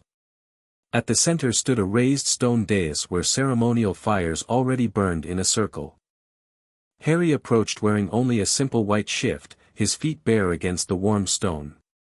The entire Veela population had gathered to witness, along with representatives from their allied magical species, goblins, centaurs, even the merpeople in a specially enchanted pool. Sirius stood at the edge of the grove, his face tense with worry. Fleur Delacour and her family had returned from France for the ceremony, the young Veela giving Harry an encouraging smile as he passed. In the center of the dais, Lysandra waited in ceremonial robes of gold, a crown of living fire upon her head. Harry James Potter, she intoned formally, son of Lily and James, grandson of Euphemia of the royal line, do you come freely to claim your heritage? I do, Harry replied, his voice steady despite his racing heart. Do you understand that once awakened, your Veela nature can never be suppressed again? That you will forever walk in 2 worlds? I do. Do you pledge to honor the ancient laws of our people, to protect our traditions, and to use your flame for justice? I do. Lysandra nodded, satisfied. Then enter the sacred fire and be judged by those who came before. Harry stepped forward as the circle of flames rose higher, forming a wall of fire that should have terrified him. Instead, he felt drawn to it, as if something inside him recognized something inside the flames. He took a deep breath and stepped into the fire. Heat engulfed him, but it didn't burn. Instead, it felt like sinking into a warm bath. The flames danced around him, through him, filling his vision until all he could see was gold and white and blue. Then the visions began. He saw a woman with his mother's eyes, facing down Voldemort, refusing to step aside. He saw a man with his messy hair drawing a wand to buy his family seconds of time. He saw his grandparents, Fleamont and Euphemia, the latter with a subtle glow about her that marked her Veela heritage. Further back the visions took him, to Veela ancestors he'd never known existed. A queen who united the scattered Veela tribes during a goblin rebellion. A healer who discovered how to channel flame into regenerative magic. Warriors who protected their communities from dark wizards through centuries. Each ancestor studied him, their spectral forms circling within the flames. Harry felt their judgment, their assessment of his worthiness. Too young, some whispered. Tested by darkness already, others countered. Human blood dilutes the line, came one dismissive voice. Human blood brings new strength, argued another. Harry stood still in the center of the fire, letting them see him fully, his fears, his courage, his doubts, his determination. Finally, a figure approached, a Veela queen from centuries past, her crown of fire brighter than all the others. You stand at a crossroads, child. Our power comes with purpose. What is yours? Harry considered the question carefully. Not to defeat Voldemort, that was what others wanted of him. Not to rule the Veela, that was an accident of birth. To protect, he finally said. Those who can't protect themselves. To build bridges between magical peoples. To create a world where no child is treated as I was. The ancient queen studied him for a long moment, then nodded. Worthy goals for one so young. We grant you our fire, our knowledge, our strength. Use them wisely, Harry Potter, for fire creates and destroys in equal measure. She placed her spectral hand on his forehead, and Harry gasped as power flooded through him. It was like his entire body had been a musical instrument slightly out of tune, and someone had finally adjusted the strings to perfect pitch. Magic resonated through him, settling into place as if it had always belonged there but had been slightly askew. The fire surrounding him flared blindingly bright, then disappeared completely. Harry stood alone on the dais, but he knew he was fundamentally changed. He could feel the magic in everyone watching, the bright flame of the Veela, the earth-deep power of the goblins, the star-touched aura of the centaurs. He could sense ley lines running beneath the grove, magical currents flowing like rivers through the mountain. Most startlingly, when he looked down at his hands, they seemed to glow from within, not with visible light, but with a sense of power barely contained beneath his skin. Lysandra approached cautiously. Harry. How do you feel? Harry took a deep breath, sensing the air filling his lungs with new awareness. Different. Complete. He looked up at her. I can see magic now. Actually see it. A murmur ran through the assembled Veela. Zara pushed forward, her eyes wide. That is a rare gift, even among royalty. The sight hasn't manifested in our line for 7 generations. Sirius rushed to Harry's side, wrapping him in a cloak. Are you all right? You were in there for hours. Hours? Harry was shocked. It had felt like minutes. The sun has set and risen again, Lysandra confirmed. The ritual took all night. Harry suddenly felt the exhaustion hit him. His knees buckled, and Sirius caught him before he could fall. I need to sleep, he mumbled, already drifting into unconsciousness. He woke 2 days later in his quarters, ravenously hungry and vibrating with energy. Sirius dozed in a chair beside his bed, looking rumpled and worried even in sleep. Sirius, Harry called softly, and his godfather jolted awake immediately. Harry. Thank Merlin. Sirius leaned forward, searching Harry's face. How do you feel? The healers said you were fine, just magically exhausted, but, I'm starving, Harry interrupted. And. He paused, trying to articulate the strange sensation. I feel like I could fly without a broom. Or move mountains. Is that normal? According to Zara, yes. The ritual supercharged your magic. It'll settle over the next few weeks. Sirius summoned a tray of food that must have been waiting nearby. Start slowly. Your stomach needs to readjust. As Harry ate, Sirius filled him in on developments. Your magical signature changed during the ritual. It's stronger, more distinctive. The wards had to be recalibrated to recognize you. And apparently, your fire is different now. Different how? Try lighting that candle, Sirius suggested, pointing to one on the bedside table. Harry focused briefly, and the candle ignited instantly, but instead of the blue-white flame he was used to, this fire shimmered with multiple colors, like an aurora borealis in miniature. Whoa, Harry breathed. Is that normal? Lysandra says it's royal fire in its pure form, Sirius explained. The multicolored flame is mentioned in their oldest texts, but no one's seen it in centuries. Harry extinguished the flame with a thought, finding it easier to control than before. This will help against Voldemort, won't it? Sirius's expression turned serious. It gives you tools, yes. But Voldemort has decades of dark magic experience, Harry. Don't get overconfident. I won't, Harry promised. But I'm not helpless anymore. That counts for something. Over the next weeks, Harry learned to harness his new abilities. The sight, as the Veela called it, let him perceive magical auras, spells, and enchantments as visible manifestations. His fire magic had expanded, he could now create not just flames but manipulate heat itself, warming or cooling objects from a distance. Most surprisingly, he discovered a limited empathic ability, sensing the emotional states of those around him. A natural development of the Veela allure, Leora explained. Female Veela Project Desire. Royal males traditionally sense emotions to better lead their people. It's weird, Harry admitted. I can feel when people are lying or scared, even when they hide it. An invaluable gift for a leader, Lysandra pointed out. And for someone surrounded by political machinations. Harry's new abilities attracted more attention from the magical world.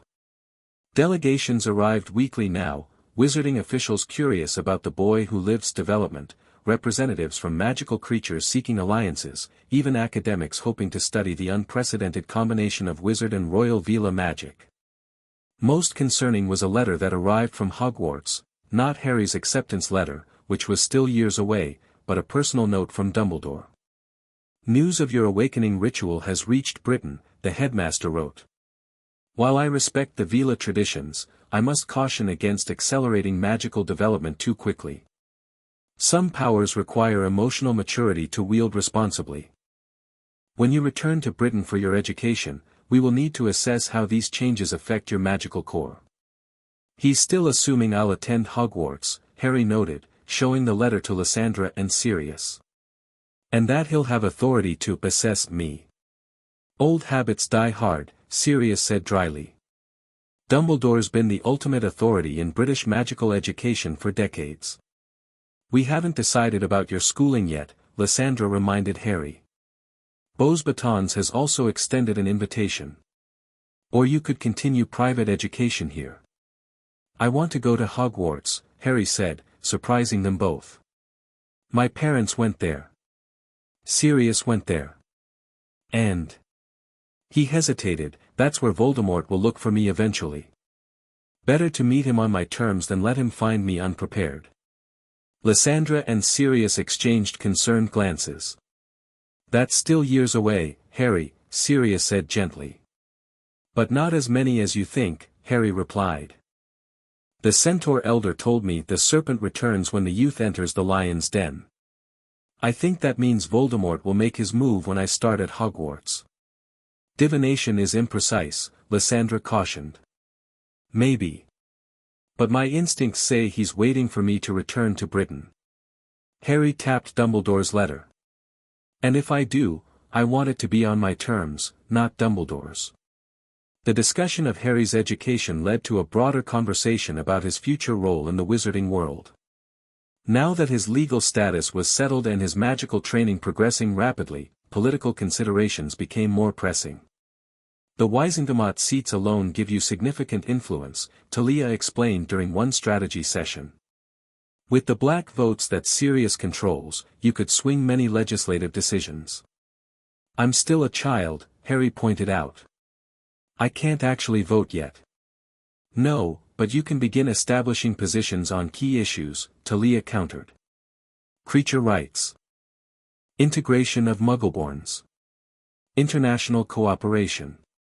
Your opinion carries weight, even now. Which means I need to have opinions, Harry realized. Sirius laughed. You've got plenty of those already, pup. The question is how to use them strategically. An opportunity arose when the British ministry proposed new regulations on part-human magical beings, a thinly veiled attempt to restrict rights for werewolves, Veela, and other groups following several incidents involving Fenrir Greyback's pack. This legislation would affect our people living in Britain, Lysandra explained to Harry. It would restrict employment, limit property ownership, and require registration of magical abilities. That's awful, Harry said immediately. People shouldn't be punished for what they are, only for what they do. Well said, Sirius agreed. And a perfect opportunity for your first public statement. With help from Talia and Sirius, Harry composed a formal position paper outlining his opposition to the legislation. As heir to both the Potter and Black seats, his opinion would be entered into the official Wizengamot record. The statement was measured but firm. Targeting entire populations for the actions of individuals undermines the principles of magical justice. I cannot support legislation that would create second-class citizens based on heritage rather than actions. The Daily Prophet published Harry's statement on its front page, alongside a photo from the ICW hearing that showed him surrounded by his Veela guardians. The headline blared, "Boy who lived opposes ministry creature regulations." The public reaction was immediate and divided. Traditionalists accused the Veela of using Harry as a political puppet. Progressive factions rallied around his statement, citing it as evidence that younger generations rejected blood prejudice. Most significantly, the legislation stalled in committee, with several Wizengamot members citing the need for further consultation with affected communities. You just won your first political victory, Talia told Harry proudly. I just said what I thought was right, Harry said, uncomfortable with the attention. That's often how the most important changes begin, Lysandra pointed out. As Harry approached his 8th birthday, Lysandra raised an unexpected topic: it's time to consider a formal alliance structure. Meaning what, exactly? Harry asked. In Veela tradition, young royalty establish a personal council, trusted advisors who will eventually form your inner circle when you take the throne, she explained. Given your unique position between worlds, your council should reflect that duality. You mean I should have wizard friends too, not just Veela, Harry translated with a smile. Precisely. And not just wizards, representatives from various magical traditions who can advise you from different perspectives. Harry considered this. His circle at Pyreflame was limited, the Veela Council, Sirius, and Fleur when her family visited. How do I find these people? It's not like I can put an advertisement in the Daily Prophet, "Boy who lived seeks friends, apply within." Sirius barked a laugh. Can you imagine the responses you'd get? Lysandra smiled. We've been considering this question. Given your future plans to attend Hogwarts, building connections with age mates who will attend with you seems prudent. You mean arranged playdates, Harry said skeptically. With kids who'll just want to be friends with the boy who lived, not me. Not exactly, Sirius interjected. More like careful introductions to children from families we have reason to trust. Starting with Neville Longbottom. Longbottom? The name sounded familiar to Harry. Augusta Longbottom's grandson, Sirius explained. Neville's parents were friends with yours, Alice was your godmother, actually. They were attacked by Death Eaters after Voldemort's fall, tortured until their minds broke. Neville was raised by his grandmother, much like you were raised by, well, not family, exactly. He lost his parents too, Harry said quietly. To the same war. Yes. And there's more, Sirius hesitated. The prophecy that led Voldemort to target your family could have applied to Neville as well. He was born the day before you, also to parents who had, thrice defied the Dark Lord. Harry sat back, stunned. You mean Voldemort might have gone after him instead of me? Exactly. Dumbledore never explained why Voldemort chose you, but he did. That connection between you and Neville, it's significant. Then yes, Harry decided immediately. I'd like to meet him. Arrangements were made for Neville Longbottom to visit Pyreflame, a significant concession from his formidable grandmother who initially insisted on hosting Harry at Longbottom Manor instead. Augusta Longbottom is old school, Sirius warned Harry. Proud, proper, and protective of Neville to a fault. She agreed to this meeting only after I invoked the godparent bond between you and Alice. The day of Neville's visit, Harry waited nervously in the reception hall.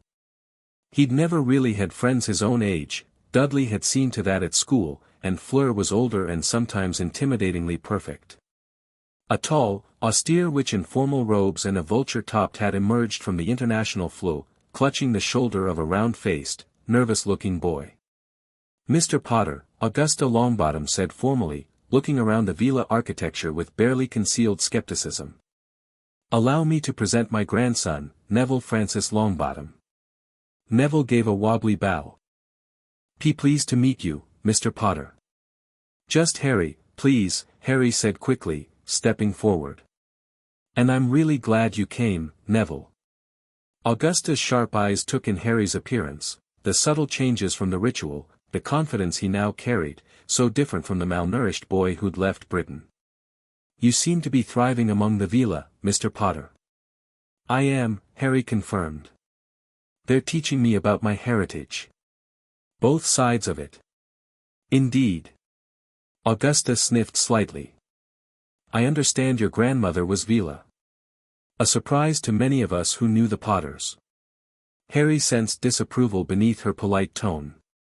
My grandmother chose to live as a witch, but she never denied her heritage. The Veela have helped me understand parts of myself that were suppressed. Augusta's expression softened marginally. Your mother was extraordinarily gifted. Perhaps some of that came from the Veela line. Harry seized on this opening. I'd love to hear about my parents from people who knew them. Sirius has told me stories, but... Of course, Augusta nodded. Alice, Neville's mother, was particularly close to Lily. They trained as healers together before everything happened. An awkward silence fell. Neville studied the floor, shoulders hunched. Would you like to see the gardens, Neville? Harry offered. There are plants here I bet you've never seen in Britain.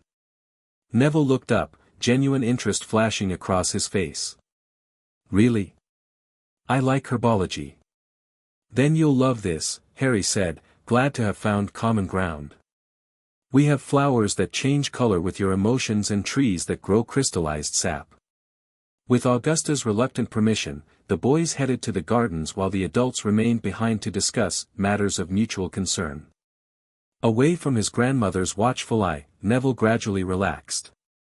His passion for plants overcame his shyness, and soon he was asking detailed questions about the exotic magical flora that thrived in Pyreflame's enchanted climate. This is amazing, Neville breathed, examining a shimmering silver plant that seemed to sing softly when approached. We have nothing like this at home. Gran mostly grows traditional potion ingredients and defensive plants. Defensive plants? Harry asked curiously. Neville nodded. Plants that can protect the manor, venomous tentacula, screech snaps, that sort of thing. He hesitated. Gran's always worried about, you know. Death Eaters coming back to finish what they started with my parents. Harry felt an immediate connection to this boy who understood loss and danger in ways other children couldn't. Someone tried to kill me at the ICW hearing. Death Eater, probably. Neville's eyes widened. I read about that. You made a fire shield. Yeah. Still learning to control it properly though. Harry hesitated, then held out his palm, summoning a small flame that danced with colors. Wicked, Neville whispered. I haven't shown any magic yet. Gran's worried I might be a squib. That's ridiculous, Harry said immediately, sensing the hurt behind Neville's matter-of-fact tone. I can see your magical core. It's strong, just quiet. You can see magic? Neville asked, distracted from his self-doubt. Harry nodded. Since the awakening ritual. Your magic looks like green light with gold flecks.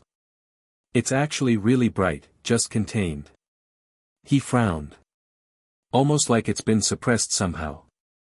Gran had a specialist check me when I was 6, Neville admitted. He said my magic was there but reluctant. Whatever that means. Harry remembered his own experience with suppressed magic. Sometimes trauma affects magic. Or maybe you just need the right trigger. On impulse, he took Neville's hand. Here, try something with me.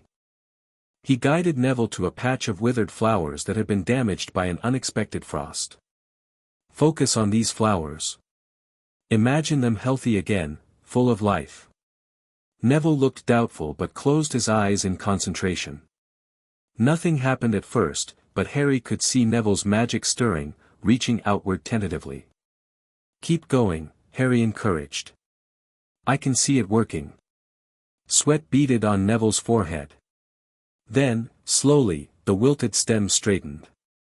Dried petals regained color and fullness. Within minutes, the entire patch had revived. Neville opened his eyes and gasped. Did I do that? All you, Harry confirmed with a grin. Told you your magic was strong. Neville stared at the flowers in wonder, then back at Harry. How did you know that would work? Harry shrugged. I didn't, really. But plants are your thing, right? Magic responds best to what you care about. By the time Augusta came to collect Neville, the boys had formed a tentative friendship based on shared experiences no other children could understand. As they said goodbye, Harry made an impulsive decision. Neville should come back for my birthday next month, he suggested to Augusta. And stay longer next time. Augusta's eyebrows rose, but seeing Neville's hopeful expression, she nodded. Perhaps that could be arranged. It would do Neville good to broaden his horizons. As the Longbottoms departed through the flue, Sirius clapped Harry's shoulder. Well done, pup. Augusta's not easy to win over. I wasn't trying to win her over, Harry said honestly. I just like Neville. He gets it, what it's like to lose your parents to the war, to live in the shadow of what happened. The beginning of your inner circle, Lysandra observed with approval. A good choice. Harry's 8th birthday celebration became an international affair. Neville returned as promised, staying for a week this time. Fleur's family came from France, bringing her younger sister Gabrielle, who stared at Harry with undisguised awe. Representatives from allied magical communities brought exotic gifts and formal well-wishes. Most surprising was the arrival of the Weasley family, Arthur and Molly with their 2 youngest children, Ron and Ginny. Arthur Weasley heads the Misuse of Muggle Artifacts office, Sirius explained before they arrived. Not a prestigious position, but he's well respected, firmly in the light, and opposed to blood purism. Their oldest son Bill works as a cursebreaker with the goblins, which gave us the connection. Harry enjoyed meeting Ron, who treated him with refreshing normalcy after an initial bout of starstruck awkwardness. Ron taught Harry and Neville wizarding chess and regaled them with tales of growing up with 5 older brothers. Mental, Ron declared when Harry showed him the Veela fire magic. Bet that comes in handy for toasting marshmallows. Harry laughed, appreciating Ron's practical perspective after months of Reverend Veela discussing his sacred flame. Ginny, a year younger than the boys, barely spoke in Harry's presence, turning bright red whenever he addressed her directly. She's had a crush on the boy who lived forever, Ron explained with brotherly disgust. Has all the storybooks and everything. Storybooks? Harry asked, confused. Yeah, you know, Harry Potter and the Dragon's Lair, Harry Potter Saves Christmas, that rubbish. Ron seemed surprised by Harry's blank expression. You didn't know? There's loads of Harry Potter adventure books. Made up stories, obviously. Harry was horrified. People are writing fake stories about me. And selling them to children. For years, Molly Weasley confirmed when Harry asked her about it later. After you defeated you-know-who, you became a symbol of hope. The books were a way for children to have a hero when everything seemed dark. But they're lies, Harry protested. I was living in a cupboard being starved, not having adventures. Molly's face tightened with suppressed anger, not at Harry, he realized, but at the situation. I know, dear. Arthur and I were appalled when we learned the truth at your tribunal hearing. Many families were. There's been quite the outcry against Dumbledore since then. This was news to Harry. Really? Oh yes. Parents especially, we understand protecting children, but what happened to you? She shook her head, distressed. It wasn't right. The publishers recalled the fiction books, Arthur added. Though I'm afraid the damage is done in terms of public perception. People built an image of you that has little to do with reality. Story of my life, Harry said with a wry smile. First I was a freak, then the boy who lived, now the Veela king. Just be Harry, Molly said kindly. That's more than enough. Harry's birthday celebration culminated in a formal ceremony where he received his first official royal attribute, a thin circlet of enchanted silver that, when he channeled magic through it, erupted into a crown of living flame.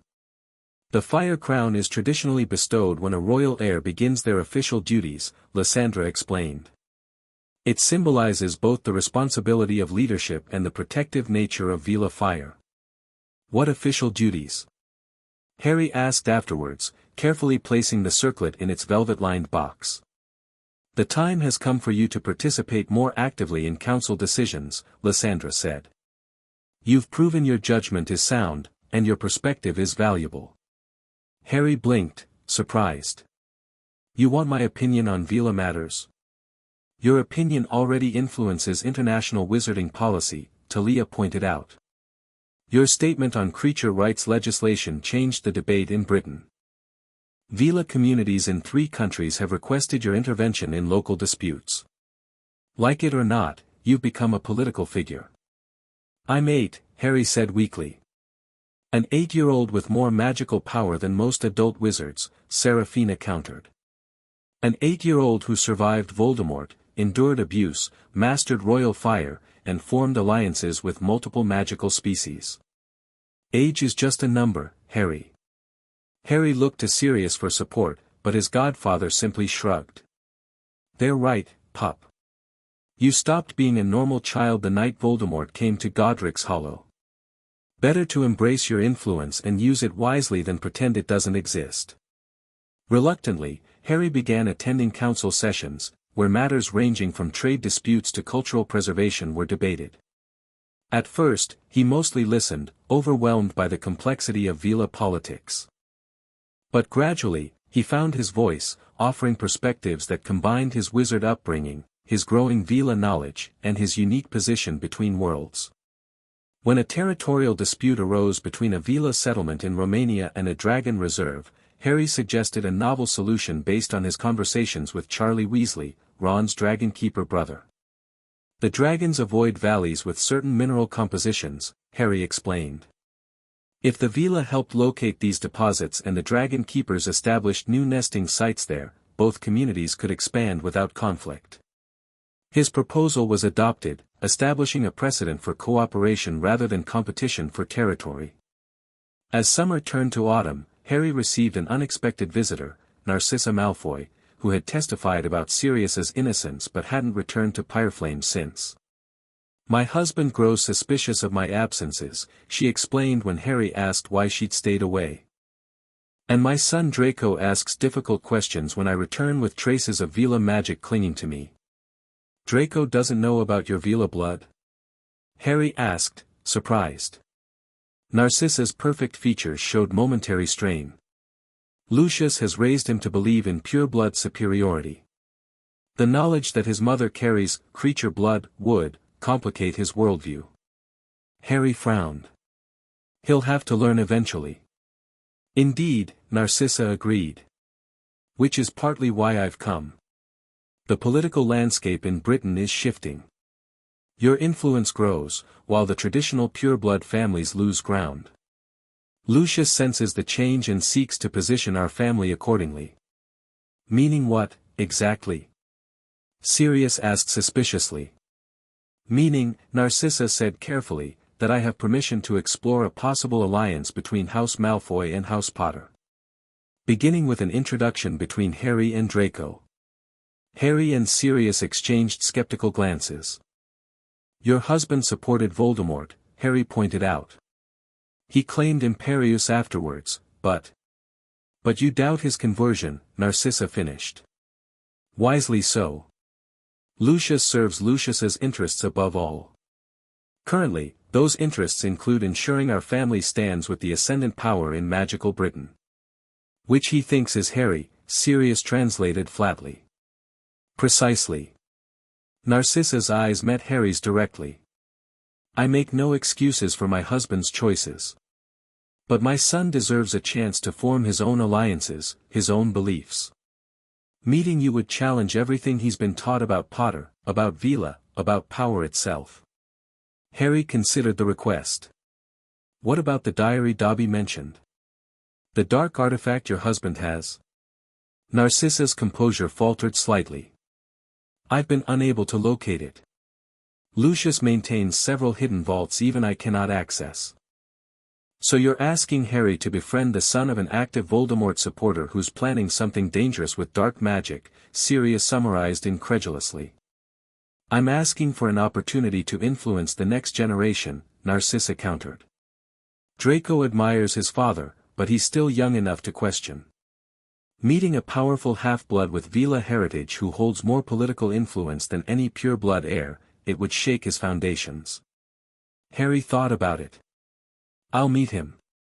Not at Malfoy Manor, and not here. Neutral ground. The Delacour estate in France, Narcissa suggested.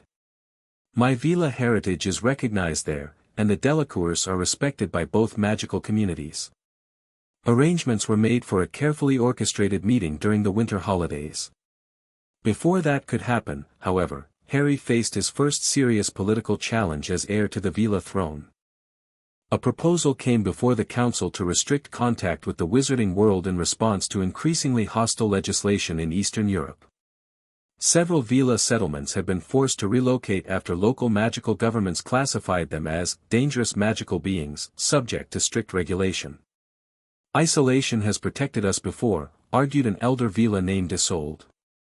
We retreated to the mountains during the Goblin rebellions and survived while others perished. The world is different now, countered Zara. Magical borders are monitored.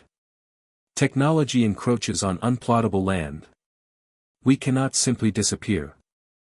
The debate grew heated, with older Veela favoring isolation and younger members pushing for engagement and resistance.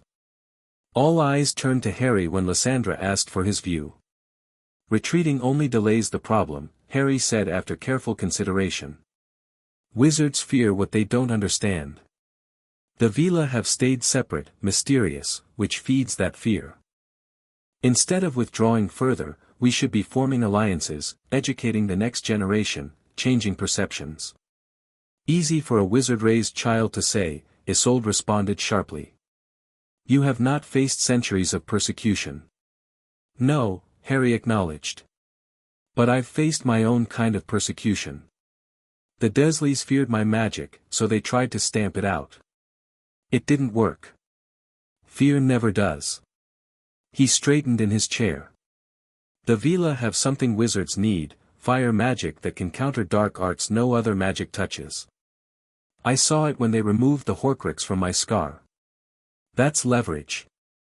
You suggest we trade our sacred magic for tolerance, someone asked, sounding scandalized. I suggest we show its value, Harry clarified. Form a team of Veela healers specializing in curse damage. Offer your services to wizarding hospitals, starting with cases no one else can cure. Build a reputation as helpers, not threats. The council debated Harry's proposal for hours.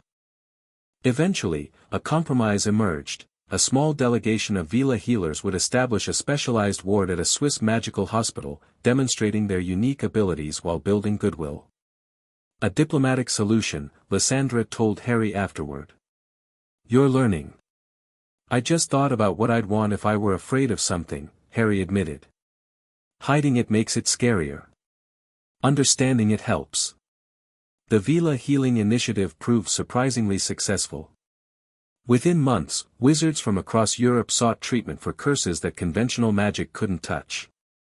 The resulting goodwill created openings to challenge restrictive legislation. As winter approached, Harry prepared for his meeting with Draco Malfoy with a combination of curiosity and wariness. What's he like? He asked Narcissa during one of her briefing visits. Intelligent. Proud. Sheltered. Narcissa chose her words carefully. Lucius has raised him to believe his blood makes him superior. But underneath that, he's still a child seeking approval. So, nothing like me, Harry observed wryly. More similar than you might think, Narcissa countered. Both raised to fulfill expectations set by others. Both carrying legacies you didn't choose. Harry considered this perspective as he traveled to France with Sirius and Seraphina.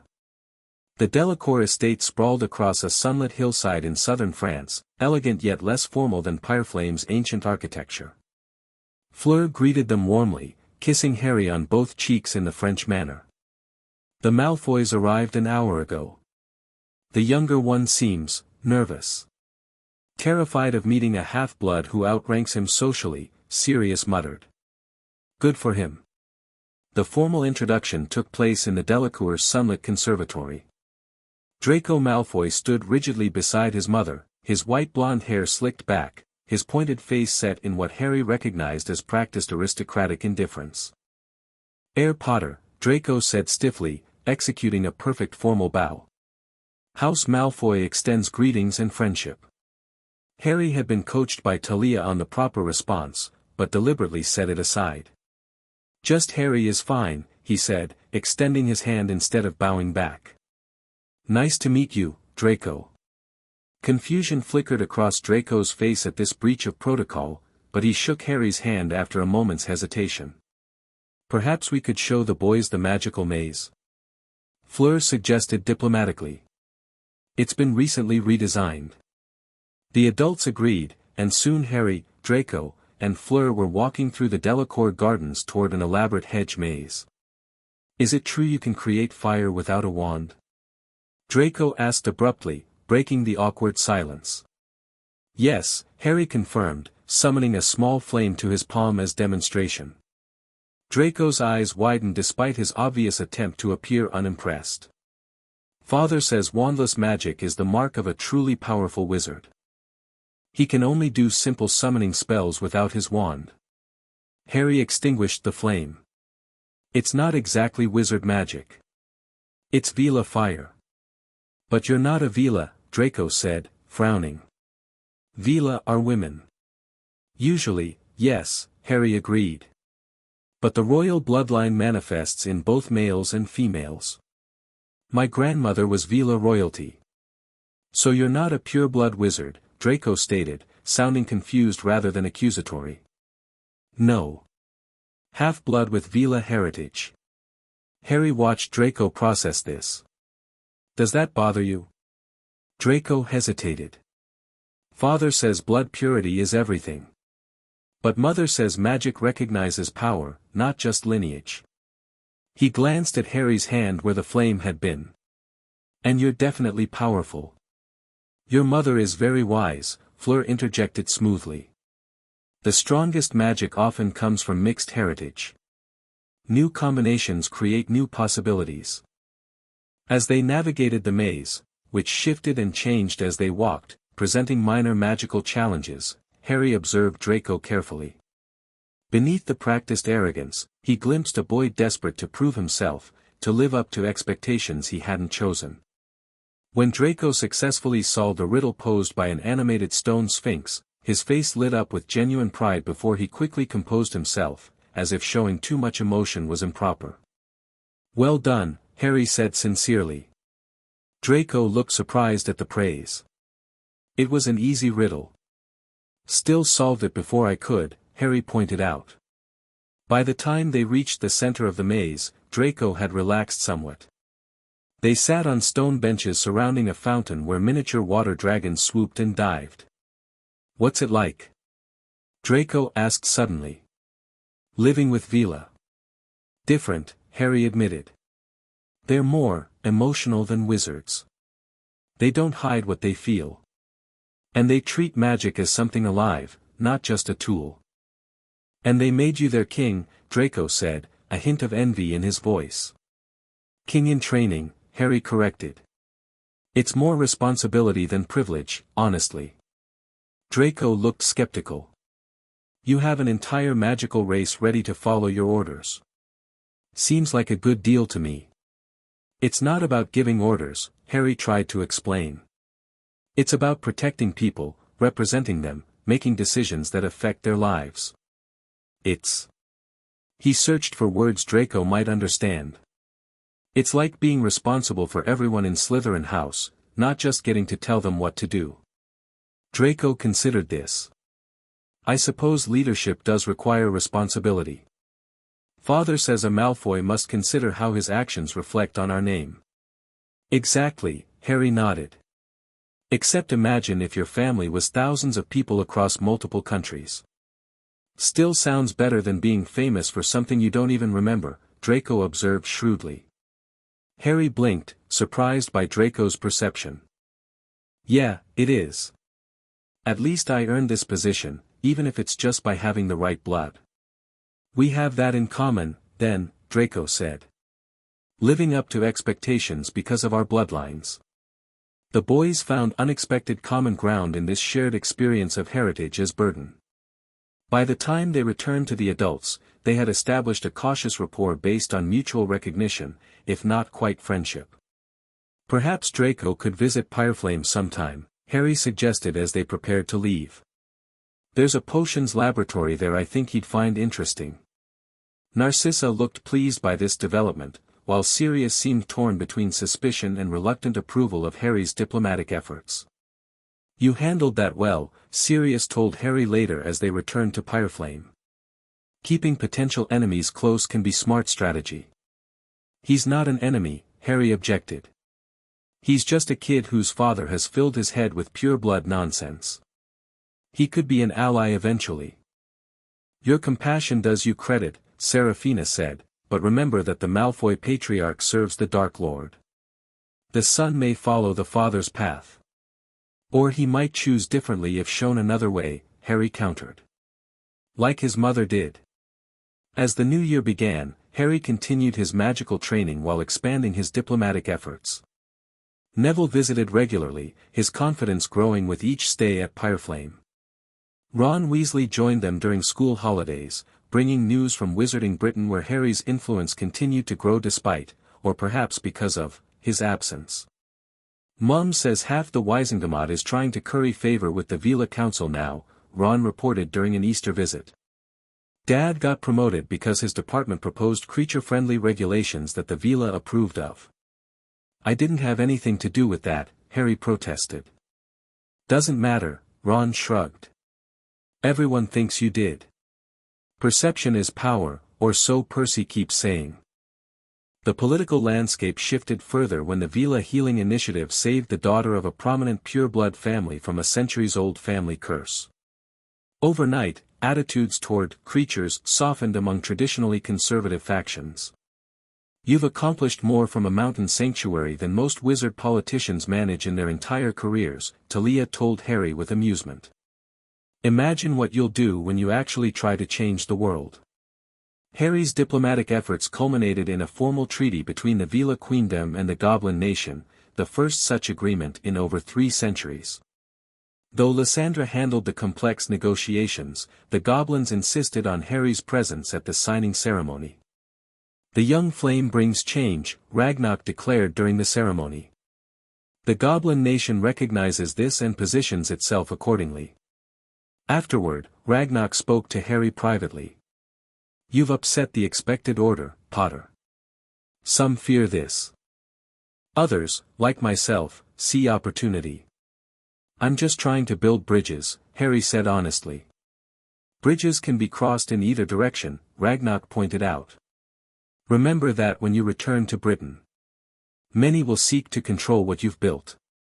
As Harry's 9th birthday approached, discussions about his eventual magical education became more serious. Lysandra arranged meetings with representatives from Beauxbatons, Durmstrang, and Hogwarts to discuss accommodations for Harry's unique situation. "Each school offers advantages and challenges," Talia summarized after the meetings. "Beauxbatons has the most progressive attitude toward Veela students, as many French wizarding families have Veela ancestry.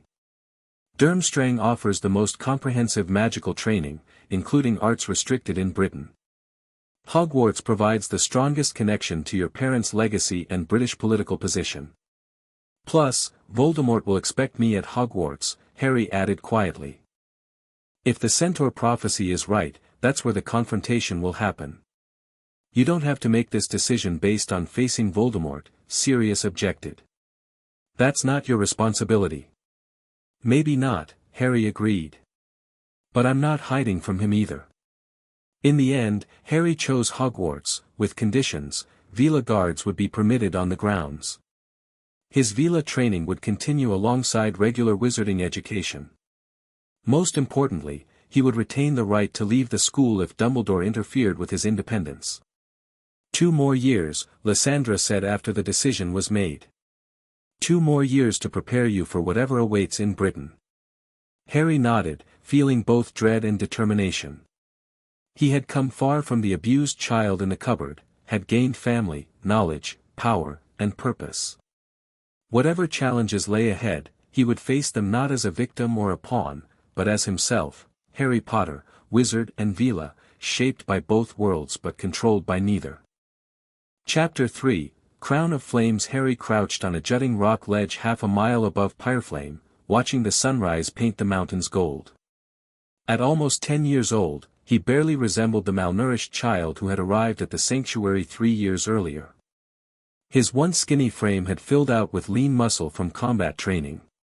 His magical power had grown exponentially, evident in the casual way multicolored flames now danced between his fingers as he contemplated the day ahead. "Nervous?"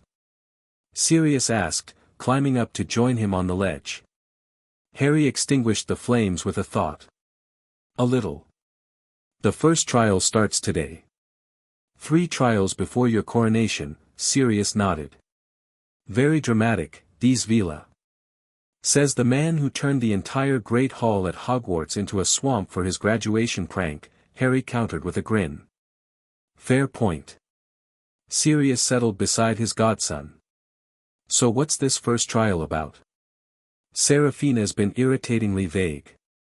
"The trial of fire. I have to prove mastery over my Veela abilities." Harry ran a hand through his perpetually messy hair, longer now, reaching his shoulders in the Veela style. "Lysandra says each Veela ruler faces different challenges based on their unique circumstances. And yours are complicated." Harry turned to face his godfather. "I'm the first male ruler in 7 generations. I'm half-wizard. I survived a killing curse and had a piece of Voldemort stuck in my head for years. Oh, and I'm prophesied to defeat the darkest wizard in a century. The trials have a lot to work with." Sirius barked a laugh. "When you put it like that." His expression grew serious. "Just remember, you don't have to do this yet. The Veela would wait until you're older if you asked." Harry shook his head. "The centaurs say Voldemort will make his move when I enter Hogwarts next year. I need to be ready." "You're putting a lot of faith in centaur predictions." "Not just that. Look at the signs," increased Death Eater activity, the goblins reporting suspicious withdrawals from old vaults, Narcissa's warnings about Lucius contacting old associates. Harry created another flame, this one pulsing with his heartbeat. Something's coming, Sirius. I feel it. Before Sirius could respond, a silvery hawk Patronus soared up from the valley below, circling once before speaking in Seraphina's voice, "It's time." Harry stood, smoothing his ceremonial robes, crimson fire silk embroidered with gold, custom-made for the trials. "Wish me luck." "You don't need luck," Sirius said, pulling him into a quick hug. "You've got something better, you're James and Lily's son." Harry's throat tightened. Despite 3 years with the Veela and Sirius, mentions of his parents still hit him hard. "Thanks. I'll see you after, if I survive." "Not funny," Sirius called as Harry leapt from the ledge, only to be engulfed in flames mid-fall. Harry's form shifted within the fire, transforming into a phoenix-like shape of pure flame that soared downward toward the sacred grove. The fire flight was his newest ability, manifesting just months earlier during a particularly intense training session with Seraphina. He landed in the center of the grove where the Veela Council waited, reforming into his human shape with barely a flicker of transition. The gathered Veela murmured appreciatively at the display. Lysandra stepped forward, resplendent in her high priestess regalia. "Harry James Potter, heir to the royal flame, do you come willingly to face the trials that will determine your worthiness to rule?"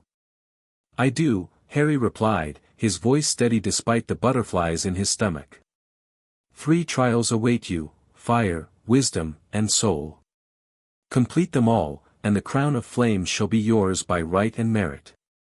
Lysandra gestured to an archway of white stone that hadn't existed yesterday. "The first trial begins beyond that threshold. You enter alone." Harry approached the archway, feeling magic ripple across its surface. Whatever lay beyond had been specially created for him. He took a deep breath and stepped through. The world shifted around him. He found himself standing in what appeared to be the Dursleys' living room, exactly as he remembered it, pristine furniture, horrible figurines, and photos of Dudley covering every surface. "What the—" he began, but fell silent as a figure entered the room. Uncle Vernon, purple-faced with rage, loomed in the doorway. "You," he bellowed. "Freak! What have you done to my house?" Harry instinctively raised his hands, flames springing to his fingertips defensively. "This isn't real," he reminded himself. "It's a test. I'll show you what we do with freaks in this house." Vernon charged forward, raising a meaty fist. Harry's fire responded automatically, surging outward in a wave that engulfed the entire room. Vernon's form disintegrated in the flames, along with the furniture, walls, and ceiling. As the fire cleared, Harry found himself standing in a new location, the Ministry of Magic atrium where he'd faced the assassination attempt years earlier. This time, not one but a dozen masked Death Eaters surrounded him, wands raised. "The half-breed princeling," one of them sneered. "Our Lord will reward us greatly for your head." Curses flew at Harry from all directions. He spun, creating a dome of fire that absorbed the spells, then lashed out with precise flames that targeted each attacker individually. The Death Eaters fell one by one, their forms dissolving like Uncle Vernon's had. The scene shifted again. Harry stood in the Hogwarts Great Hall, though he'd never been there in person. He recognized it from Sirius's descriptions, for long tables, enchanted ceiling, teacher's dais at the front. But something was wrong. The students slumped at the tables, pale and still. At the head table sat a figure Harry had seen only in nightmares and visions, a tall, pale man with snake-like features. "Harry Potter," Voldemort hissed, rising from Dumbledore's golden chair. Too late to save them. Too late to save anyone. Rage and grief surged through Harry at the sight of dead children sprawled across the house tables. His fire responded, but differently this time, wild, chaotic, fueled by emotion rather than control. "Yes," Voldemort smiled coldly. "Unleash your anger. Destroy everything, just as I would." The words hit Harry like ice water.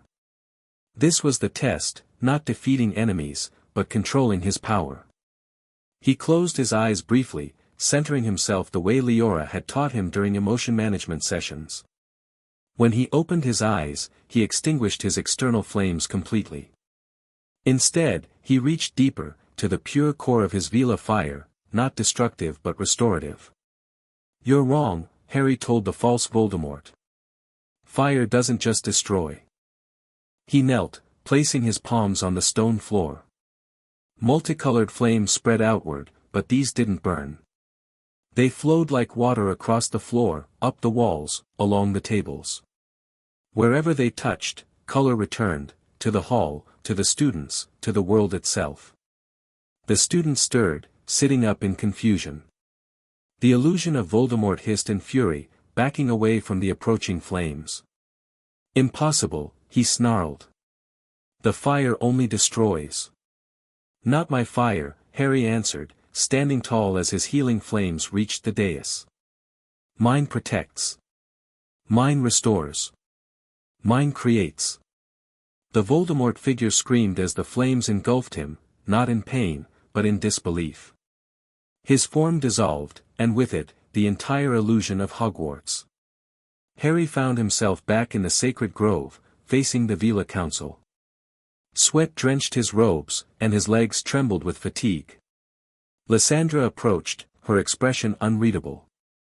"You were presented with 3 scenarios of increasing difficulty. In the first, you faced your past trauma and responded with instinctive fire. In the second, you faced physical danger and responded with controlled, targeted fire. In the third, you faced your greatest fear and discovered fire's true purpose." She touched his forehead, leaving a mark that felt warm against his skin. "The trial of fire is complete. You have proven mastery not only over the flame itself, but over its dual nature, destruction and creation in balance." Harry swayed slightly, exhaustion catching up with him. "What happens now?" "Now you rest," Lysandra said, her formal demeanor softening. "The trial of wisdom comes tomorrow, and it will challenge your mind as thoroughly as this one challenged your power." Fleur and Gabrielle Delacour rushed forward with a silver goblet. "Drink," Fleur urged. "Restoration potion." Harry gulped the sweet liquid, feeling strength return to his limbs. The gathered Veela approached one by one, touching his shoulders or hands in gestures of respect. Sirius pushed through the crowd, relief evident on his face. "What happened in there?" "You were gone for hours." "Hours?" Harry blinked. It felt like minutes. "Time flows differently in trial space," Fleur explained. "The archway creates a pocket dimension keyed to the challenger's magic." It felt real, Harry admitted as they walked back to his quarters. "Vernon, the Death Eaters, Vol, don't dwell on it now," Sirius interrupted gently. "Part of the trial is processing the experience afterward. Lysandra warned me you might have vivid dreams tonight." Sure enough, Harry's sleep was fragmented with images from the trial, Vernon's rage, Death Eater's curses, Voldemort's taunting. But each time the nightmares threatened to overwhelm him, his inner fire flickered to life, transforming the dreams from terror to triumph. He woke at dawn feeling surprisingly refreshed. Leora visited to check his magical core, nodding in satisfaction.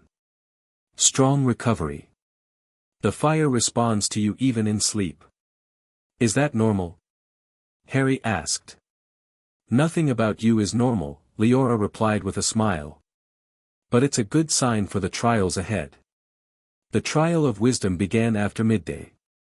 Once again, Harry stood before the white archway, this time wearing blue robes symbolizing knowledge and clarity.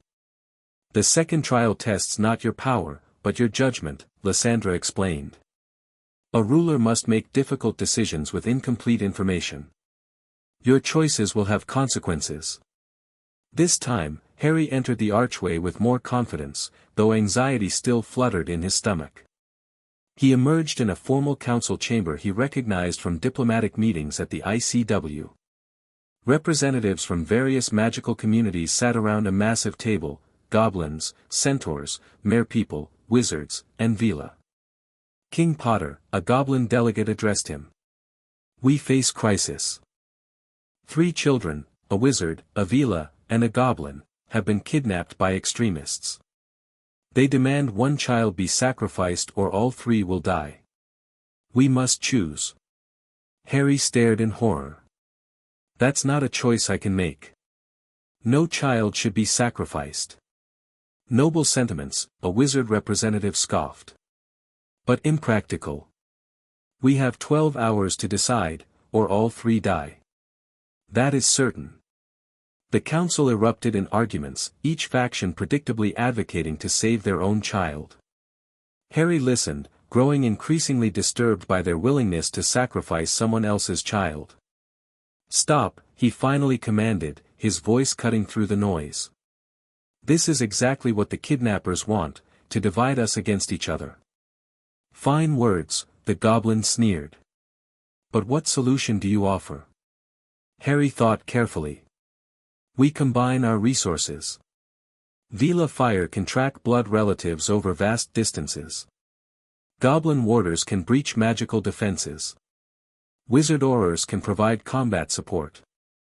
Instead of choosing who dies, we work together to save all 3. A child's fantasy, the wizard representative dismissed. Such coordination between magical species is unprecedented. Then we create the precedent today, Harry insisted. These artificial divisions are what allow extremists to thrive. They see us fighting each other instead of them. Reluctantly, the council agreed to Harry's plan. The scene shifted, showing a montage of the rescue operation, Veela trackers, goblin cursebreakers, and wizard combat specialists working in uneasy but effective collaboration. The final image showed all 3 children reunited with their families. Then the council chamber reformed, but the representatives had changed. They looked older, more careworn. King Potter, the goblin addressed him again. 20 years have passed since the kidnapping crisis. Your coalition has held, despite challenges.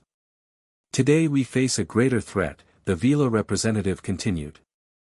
A magical plague spreads across Europe, affecting all magical beings differently. Goblins become violent. Veela lose their magic entirely. Wizards fall into endless sleep. Our healers have developed 3 different cures, the wizard added. Each works perfectly for one species, but accelerates the disease in others. We have resources to mass-produce only one cure. Harry's stomach sank. Another impossible choice. What about combining the cures? Creating a universal treatment? Attempted and failed, the centaur representative replied. The magical signatures conflict. One cure must be chosen. Thousands will die regardless, but which thousands? Harry paced the chamber, thinking hard. What if we don't mass-produce any of them? Instead, establish treatment centers where each cure is produced in smaller batches for the appropriate patients. Resources would be stretched thin, the goblin objected. Many would die waiting for treatment. Yes, Harry acknowledged grimly. But we'd save some from each community, maintain our unity, and preserve the knowledge and diversity of all magical peoples. A compromise where everyone suffers equally, the wizard asked skeptically. A compromise where everyone survives, Harry corrected. If we choose one cure over the others, the resentment would tear apart everything we've built. We'd save more lives in the short term but destroy our future. The council debated heatedly, but eventually agreed to Harry's proposal. Again, the scene shifted to show the results: makeshift treatment centers, suffering patients, overtaxed healers. But also cooperation, shared knowledge, and eventually, a breakthrough, a universal cure developed by combining techniques from all 3 original remedies. The council chamber reformed once more. This time, only Lysandra sat at the table, but she appeared ancient, her once vibrant hair turned silver. My king, she addressed Harry. You are dying. Your hybrid nature has finally taken its toll. Our healers can save you, but the process will burn out your wizard magic entirely. You will live as pure Veela, but can no longer serve as bridge between our worlds. Harry sank into a chair across from her. What happens to the coalition if I'm no longer able to mediate? It may survive. It may fracture. Lyssandra's aged face showed genuine sorrow. You have built something remarkable, but structures dependent on a single pillar eventually fall. Then we need more pillars, Harry said firmly. If I accept the treatment, can I still train a successor? Someone else with mixed heritage who can take my place as mediator? Perhaps. Several candidates exist among the younger generation. Lysandra slid a crystal sphere across the table. This contains your accumulated memories and wisdom. It can be transferred to your chosen successor. Harry stared at the sphere, seeing his entire life's work contained within. Then the choice is clear. Save my life, even at the cost of my wizard magic. The coalition must survive, even if I can no longer lead it as I once did. Lysandra smiled, the illusion of age falling away. So you would sacrifice part of yourself for the greater good? Even knowing you would no longer be the same Harry Potter? I'm not indispensable, Harry said. The work is what matters, not who does it. The council chamber dissolved, returning Harry to the sacred grove where the real Lysandra waited. The trial of wisdom is complete, she announced, touching his forehead to leave a second mark beside the first. You were presented with 3 leadership challenges of increasing complexity and personal cost. In each, you sought balance, cooperation, and preservation of life. Even when faced with your own mortality, you prioritized the continuation of your work over your personal power. Harry felt mentally drained, as if he'd taken a week-long series of difficult exams. That felt even more real than yesterday. The trial of wisdom engages your mind and spirit more deeply than the trial of fire, Lysandra explained. It shows you potential futures, not certain predictions, but possibilities based on your character and choices. Will those scenarios actually happen? Harry asked, disturbed by the vision of dying from his mixed heritage. The future is always in motion, Lysandra said. These were tests, not prophecies. That evening, Harry gathered with his growing inner circle, Sirius, Fleur, Neville, visiting for the trials, and Ron, whose family had become increasingly supportive of Harry's position in the magical world. The Delacour family hosted a small dinner in their Pyreflame residence to help Harry relax before the final trial. 2 down, 1 to go, Ron said around a mouthful of pastry. What's this soul trial supposed to be, anyway? No one will tell me, Harry admitted. Just that it's the most difficult and personal. Grandmere says the trial of soul is different for every royal, Fleur added. It tests the core of who you are, not just what you can do or what you know.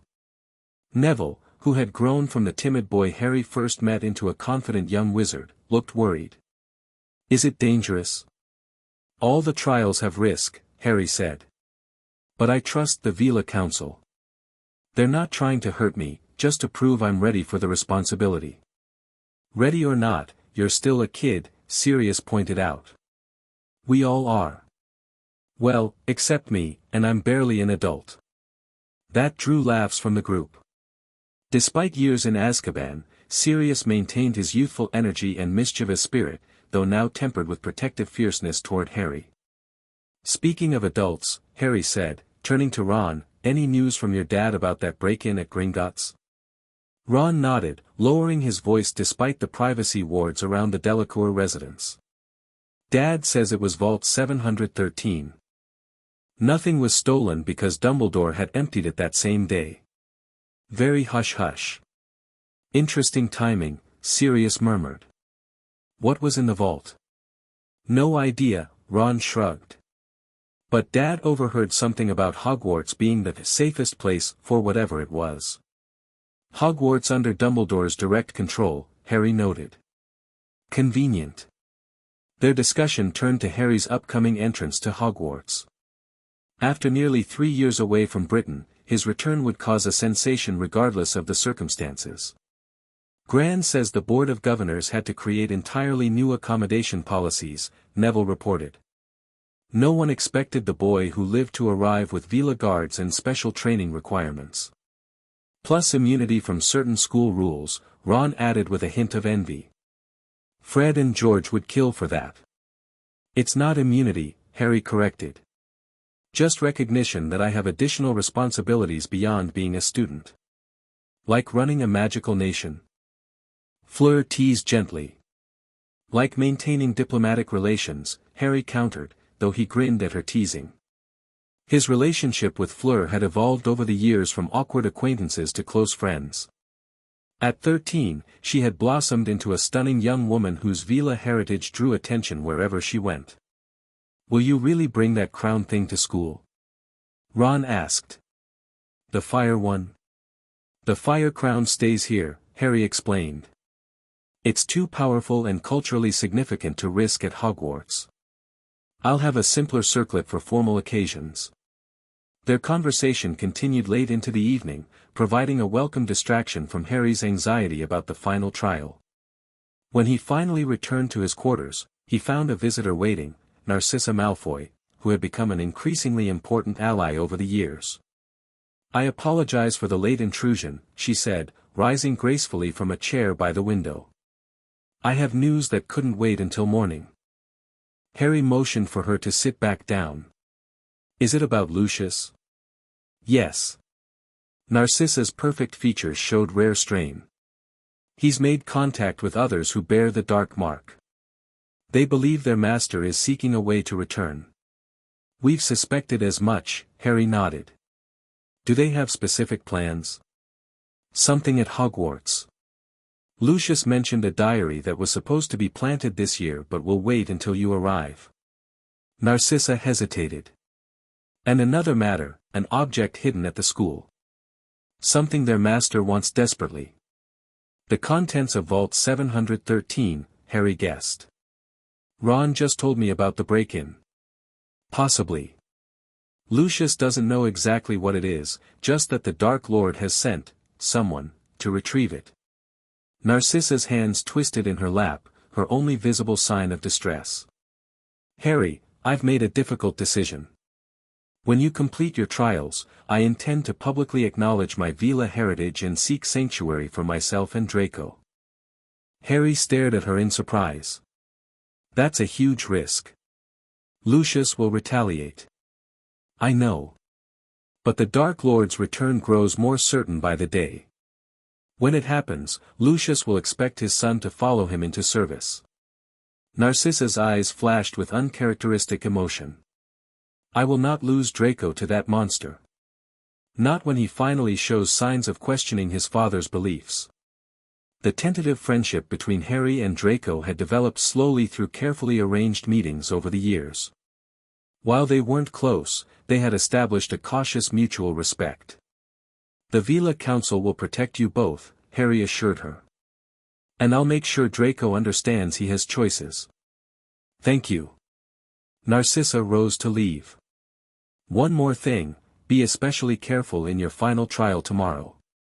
The Dark Lord may not be able to reach you physically yet, but ancient magics can create opportunities for interference. With that cryptic warning, she departed, leaving Harry with fresh concerns about the trial of soul. Sleep came fitfully that night, filled with strange dreams of diaries that wrote back, hidden chambers, and a three-headed dog guarding a trapdoor. Harry woke at dawn feeling like he hadn't rested at all. The final trial was scheduled for noon. Harry spent the morning in meditation, trying to center himself and prepare for whatever challenges awaited. Serafina had advised him to focus on his core self, not his roles as Veela heir or boy who lived, but who he was beneath all the expectations and responsibilities. When the time came, Harry approached the sacred grove one last time. The entire Veela population had gathered to witness this final trial, along with representatives from allied magical communities. Even Ragnarok and a delegation of goblins stood witness. Lysandra greeted him at the archway, which now pulsed with dark energy unlike the previous trials. The trial of soul is the most dangerous, she warned quietly. It reaches into your deepest being, confronting you with truths you may not wish to face. I'm ready, Harry said, hoping he sounded more confident than he felt. One enters. One must exit. Lysandra touched his cheek in an uncharacteristically maternal gesture. Remember who you are, Harry Potter. Harry stepped through the archway, immediately engulfed in absolute darkness. Unlike the previous trials, there was no gradual transition, no constructed scenario. Just endless, oppressive dark. "Hello," he called, his voice swallowed by the void. A cold laugh answered, high, cruel, and achingly familiar, though Harry had heard it only in nightmares and visions. "Harry Potter," Voldemort's voice hissed from everywhere and nowhere. "So eager to prove yourself worthy." Harry's fire leapt to his hands instinctively, but the flames illuminated nothing beyond his own body. "You're not real," he said firmly. "You're part of the trial." "Am I?" The voice circled him like a predator. "Or perhaps your precious Veela magic has created a connection between us. After all, we share so much, orphans, half-bloods, unusually powerful. Two sides of the same coin." "I'm nothing like you," Harry snapped, turning in place, trying to locate the source of the voice. "No. Let's see what lurks in your soul, shall we?" The darkness peeled away, revealing a scene that made Harry's blood run cold. He stood in a battlefield littered with bodies. Hogwarts burned in the distance. And there, at his feet, lay his friends, Ron, Neville, Fleur, Sirius, their eyes open and unseeing. "This is what comes of your leadership," Voldemort taunted, now visible as a tall, pale figure standing across the field. "Everyone who follows you, everyone who loves you, will die." "This isn't real," Harry repeated, but his voice shook.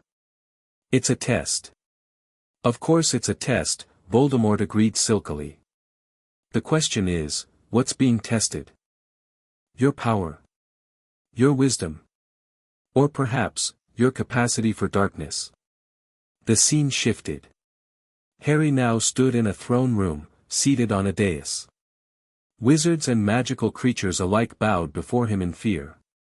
At his right hand stood Voldemort himself, older but unmistakable. "We could accomplish so much together," this older Voldemort said conversationally. "Your Veela magic combined with my knowledge of the dark arts. We could rule everything, reshape the world as we see fit." "I don't want to rule everything," Harry protested. "No. Then why accept a crown at all?" Voldemort gestured to Harry's head, where he suddenly felt the weight of the fire crown. "Power seeks more power. It is the nature of magic, the nature of life itself. That's not why I'm doing this." Harry removed the crown, holding it at arm's length. "Leadership isn't about power over others. It's about service." Voldemort laughed coldly. "Noble sentiments from a child. You'll outgrow them." The scene shifted again. Harry found himself in a small cottage, sunlight streaming through windows. A red-haired woman stood at a stove, humming as she cooked. A dark-haired man sat at a table reading a newspaper. "Mom? Dad?" Harry whispered. They turned, smiling warmly at him. "There you are, sweetheart," Lily Potter said. "Dinner's almost ready." "Just in time," James added, ruffling his newspaper. "Puddlemere's playing tonight. Thought we could listen on the wireless." Harry's heart threatened to burst from his chest. They looked so real, so alive. You're not real." "Of course we're real," Lily said, concerned. "You've been having those nightmares again, haven't you? About that horrible place with those awful people." "This isn't real," Harry insisted, tears streaming down his face despite his certainty. "My parents died. Voldemort killed them." "Voldemort?" James frowned.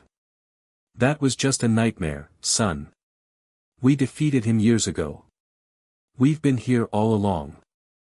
"No," Harry backed away, even as everything in him screamed to rush forward, to embrace these perfect illusions. "This is the trial. You're testing my ability to reject what I want most in favor of truth." The cottage wavered like a mirage, but held. "Harry, Please, Lily said, reaching for him. Stay with us. You can have everything you've ever wanted, a normal life, a family that loves you. Harry squeezed his eyes shut, tears still flowing. I already have people who love me. Sirius, the Veela, my friends. It's not the same, but it's real. This isn't. When he opened his eyes, he stood in darkness again. But this time, he wasn't alone. A mirror appeared before him, but his reflection looked wrong, older, colder, with a calculating gleam in his eyes that Harry didn't recognize. This is your future, Voldemort's voice whispered. Not death. Not glory. Just the slow corruption of everything you value. The reflection spoke with Harry's voice but Voldemort's inflection. We have so much in common, he and I. The same isolation. The same talents. The same willingness to break rules when necessary. I'm not like him, Harry insisted. Not yet, his reflection smiled coldly. But time changes everyone. Power changes everything. No. Harry reached for his inner fire, not as a weapon but as illumination. I choose who I become. Not my circumstances, not my enemies, not even my friends. Me.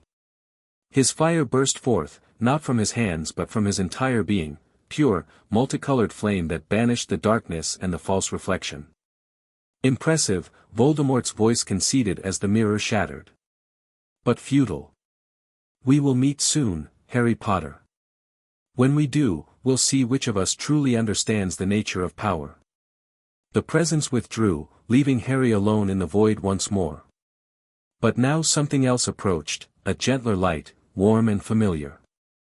Harry, a woman's voice called softly.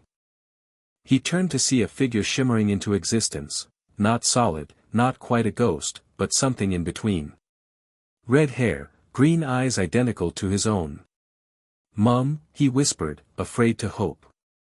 My brave boy, Lily Potter's spectral form smiled sadly. This is not the life we wanted for you.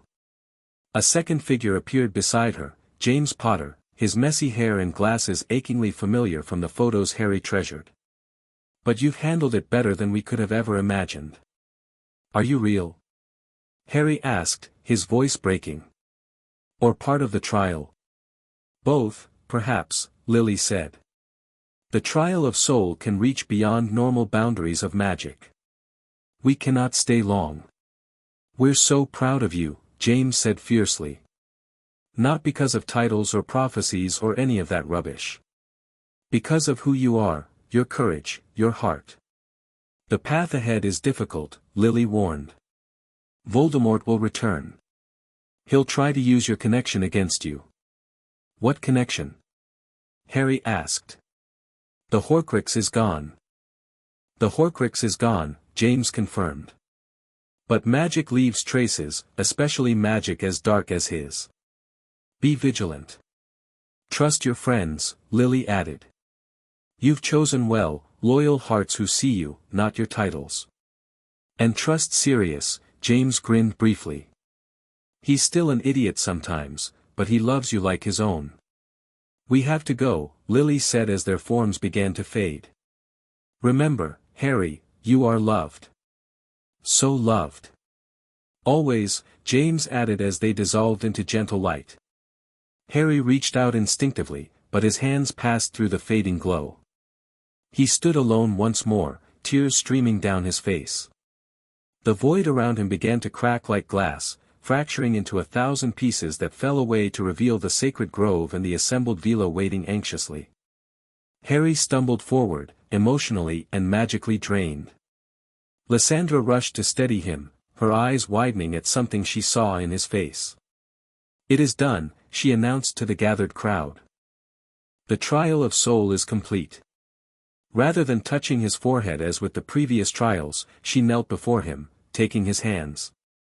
What you faced was not what we designed, Harry Potter. Something, or someone, interfered with the ancient magic. Voldemort, Harry confirmed, his voice raw. He was there. And, my parents too. Murmurs swept through the crowd. Sirius pushed forward, face pale with concern. What do you mean, Voldemort was there? That's impossible. Not entirely, Zara said gravely. The trial of soul opens channels to the deepest magic. If the Dark Lord has indeed begun attempting to return to physical form, his disembodied spirit might seize such an opportunity. Did he harm you? Lysandra asked urgently. Harry shook his head. He tried to manipulate me. Showed me visions of death and power. Tried to convince me we're alike. A classic strategy, Serafina growled. Plant seeds of doubt in a strong opponent. But I saw my parents too, Harry continued. Not visions he created, they came after, when I rejected him. They felt real. Lysandra exchanged glances with the other council members. The boundaries between worlds thin during the trial of soul. It's not unprecedented for those who have passed beyond to reach back briefly, especially for one they love. Then it was really them? Harry asked, hope flaring in his chest. An echo, perhaps. Or something more. Lysandra squeezed his hands. Whatever the nature of their appearance, the message they brought was meant for you alone. The crowd dispersed as Harry was led to a recovery chamber, where Leora immediately began examining him for magical damage. Sirius refused to leave his side, pacing anxiously. I'm fine, Harry insisted after Leora's third diagnostic spell. Tired, but not hurt. Your magical core shows signs of extreme stress, Leora disagreed. And there's a resonance I don't recognize, almost like an echo. Voldemort, Harry said grimly. He said we had a connection. The Horcrux is gone, Sirius said firmly. We all witnessed that. But its effects might linger, Zara suggested, joining them. Like a scar on his magic. That's exactly what my mum said, Harry told them. Magic leaves traces. She warned me he might try to use the connection. For the next several hours, Harry underwent a battery of magical examinations while recounting every detail of his encounter with Voldemort and his parents. The Veela ritual masters conferred in low voices, occasionally casting complex diagnostic spells unlike anything Harry had seen before. The good news, Lysandra finally announced, is that the connection is passive, not active. Voldemort cannot possess or directly influence you. But during moments of extreme magical flux, like the trial of soul, the connection can temporarily strengthen. Can it be removed completely? Sirius demanded. We don't think so, Zara said reluctantly. But it can be managed through a clemency, mental shielding. I've been studying that already, Harry reminded them. A clemency training had been part of his education for the past year, though he found it challenging. Your training will intensify, Lysandra decided. And we must accelerate preparations for your coronation. If Voldemort moves to return, we need you formally installed as ruler with all the protections that status conveys. Despite Harry's protests that he needed more rest, plans for his coronation proceeded at breakneck speed. The ceremony, originally scheduled for the week after the trials, was moved up to the very next day. The coronation ritual itself offers significant magical protection, Talia explained as seamstresses made final adjustments to Harry's formal regalia. Once you're officially crowned, the collective magic of all Veela recognizes you as sovereign. That recognition creates a powerful ward against outside influence. Convenient, Harry muttered, wincing as a pin jabbed his side. Sorry, Your Highness, the seamstress murmured. Just Harry, please, he corrected automatically, earning a smile from Sirius who watched from the doorway. Some things never change, his godfather observed. 3 years of royal treatment, and you still hate titles. Because they're ridiculous, Harry complained. I'm not special because of my blood or some ceremony. If I'm worth following, it should be for what I do, not what I'm called. That attitude, Talia said approvingly, is precisely why the trials confirmed your worthiness. The coronation ceremony would be the largest gathering at Pyreflame in living memory. Delegations arrived throughout the night, representatives from every magical government and creature community with whom the Veela maintained relations. Most surprising was the arrival of a Hogwarts contingent, not just Dumbledore, whom Harry had expected, but also Professors McGonagall, Flitwick, and Snape. A gesture of goodwill, Dumbledore explained when Harry greeted them formally. As you'll be joining us at Hogwarts soon, we thought it appropriate to witness this significant moment in your life. Harry nodded politely, though inwardly he suspected Dumbledore had less altruistic reasons for attending. I appreciate your presence, Headmaster. Professors. McGonagall studied him with undisguised interest. You look remarkably like your father, Mr. Potter. Though your eyes, my mother's, Harry finished with a smile. So I've been told. Indeed. Her expression softened momentarily. They would be proud of what you've accomplished. Thank you, Professor. Harry turned to the sour-faced potions master. Professor Snape. I understand you knew my mother when you were young. Snape's black eyes flickered with surprise before his expression closed again. We were acquainted. Briefly. I'd appreciate hearing about her sometime, Harry said sincerely. I have few connections to her life before everything. Something complicated passed across Snape's face. Perhaps, he said neutrally. Flitwick, the tiny charms professor, broke the awkward moment with enthusiastic questions about Harry's education. I understand you've received quite the unconventional magical training. I'm particularly curious about Veela flame manipulation and its relationship to conventional fire charms. Harry gladly discussed magical theory with the excitable professor until Sirius interrupted to remind him of final preparations for the ceremony. Dumbledore's watching you like a hawk, Sirius muttered as they walked away. Be careful. Always, Harry promised. The coronation began at dawn in the sacred grove, now expanded magically to accommodate hundreds of witnesses. Harry stood before the Veela Council wearing formal robes of deepest crimson and gold, his hair pulled back in the traditional style, revealing the 3 marks on his forehead from the completed trials.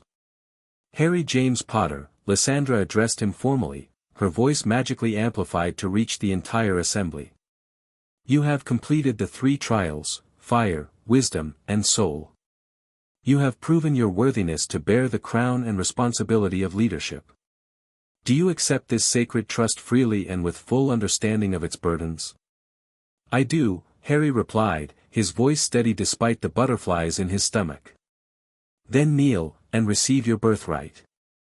Harry knelt on the stone dais as Lysandra lifted the fire crown from its ceremonial pillow. Unlike the practice circlet he'd used before, this was the true royal crown, ancient silver inlaid with crystals that captured and amplified Veela fire magic. As Lysandra placed it on his head, Harry felt a rush of power unlike anything he'd experienced before. The crown ignited, flames dancing among the silver framework without burning him.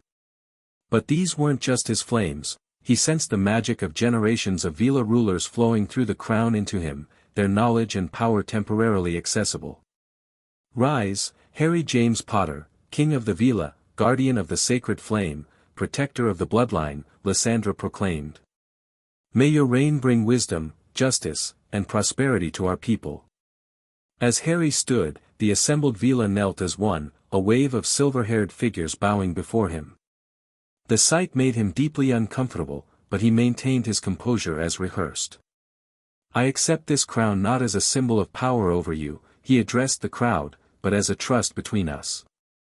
My flame burns to protect, to heal, to build.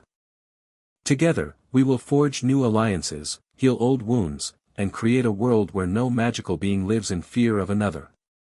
His simple speech was met with approval from the assembled delegates. As the formal portion of the ceremony concluded, representatives approached one by one to offer congratulations and gifts. Ragnarok presented an ancient goblin-forged sword. For a king who understands that true strength lies not in domination but in cooperation, the goblin director explained. The centaur delegation offered a star chart showing the night sky when Harry was born. The heavens shifted that night, the centaur elder intoned. And shift again now as you take your rightful place. Most impressive was the gift from the Mer people, a trident made from enchanted coral that would allow Harry to breathe and speak underwater indefinitely. The seas acknowledged the flame-crowned one, their translator conveyed. The wizarding delegations brought more conventional but still valuable gifts, rare books, magical artifacts, and formal acknowledgments of Harry's dual status as both wizard and Veela ruler. When Dumbledore approached, his gift was unexpected, a shimmering cloak of fluid, silvery material. "Your father's invisibility cloak," the headmaster explained. "He left it in my possession before his death. It is time it was returned to you." Harry accepted the cloak with genuine emotion, running his fingers over the material that had once belonged to his father. "Thank you, headmaster. This means more than you know." "I thought it might," Dumbledore's blue eyes twinkled. "Though I suspect it will cause Sirius and your security team no small amount of anxiety." "Definitely," Harry agreed with a grin. As the formal presentations concluded, the celebration moved to Pyreflame's Great Hall for a feast. Harry navigated the complex diplomatic interactions with growing confidence, having been well prepared by Talia's etiquette lessons. He was speaking with the French Minister for Magic when Dumbledore appeared at his elbow. "Might I have a word in private, Your Highness? There are matters regarding your upcoming attendance at Hogwarts we should discuss." Harry noticed Seraphina watching from nearby. "Of course, Headmaster. Perhaps in the council antechamber. Seraphina will accompany us." "As you wish," Dumbledore agreed smoothly, though Harry sensed his disappointment at not securing a truly private conversation. The antechamber offered relative quiet away from the celebration. Harry took a seat, gesturing for Dumbledore to do the same while Seraphina positioned herself by the door. "First, my sincere congratulations," Dumbledore began. "The coronation was most impressive. Your parents would be proud to see you embrace your heritage so completely." "Thank you," Harry said simply. "However, I must express some concern about the events during your trial of soul." Dumbledore's expression turned serious. "I understand you experienced contact with Voldemort." Harry's eyes narrowed. "That information wasn't shared publicly." "How did you know?" "I have my sources," Dumbledore said vaguely. "More importantly, it confirms what I have long suspected, that your connection to Voldemort persists despite the removal of the Horcrux." "The Veela healers are helping me manage it," Harry said carefully. "I'm sure they are doing their best," Dumbledore nodded. "But when you come to Hogwarts, I would like to offer additional assistance. I have extensive experience with mental magic and protection against dark influences." "I appreciate the offer," Harry said diplomatically. "I'll certainly consider it once I'm at school." "There is something else," Dumbledore continued. "The full prophecy. I believe it's time you heard it." Harry sat up straighter. "You've only ever revealed part of it. Because you were too young to bear its full burden." Dumbledore sighed. "But circumstances change. With Voldemort seeking return and your formal assumption of leadership, you deserve to know what you face." Seraphina stepped forward. "This prophecy concerns the king. The Veela Council should be present." "As you wish," Dumbledore conceded. "Though I had hoped to spare Harry the spectacle of a public revelation." Harry sent Seraphina to gather Lysandra and the other council members. When they arrived, Dumbledore recited the prophecy in full. "The one with the power to vanquish the Dark Lord approaches. Born to those who have thrice defied him, born as the seventh month dies. And the Dark Lord will mark him as his equal, but he will have power the Dark Lord knows not. And either must die at the hand of the other, for neither can live while the other survives. The one with the power to vanquish the Dark Lord will be born as the seventh month dies." Silence fell as the words hung in the air. "Either must die at the hand of the other," Harry repeated quietly. "So I have to kill him, or he kills me. There's no other way." "Prophecies are notoriously ambiguous," Dumbledore cautioned. "The precise meaning seems pretty clear to me," Harry interrupted. "He can't live properly while I survive, and I can't live freely while he exists." The power he knows not, Lysandra mused.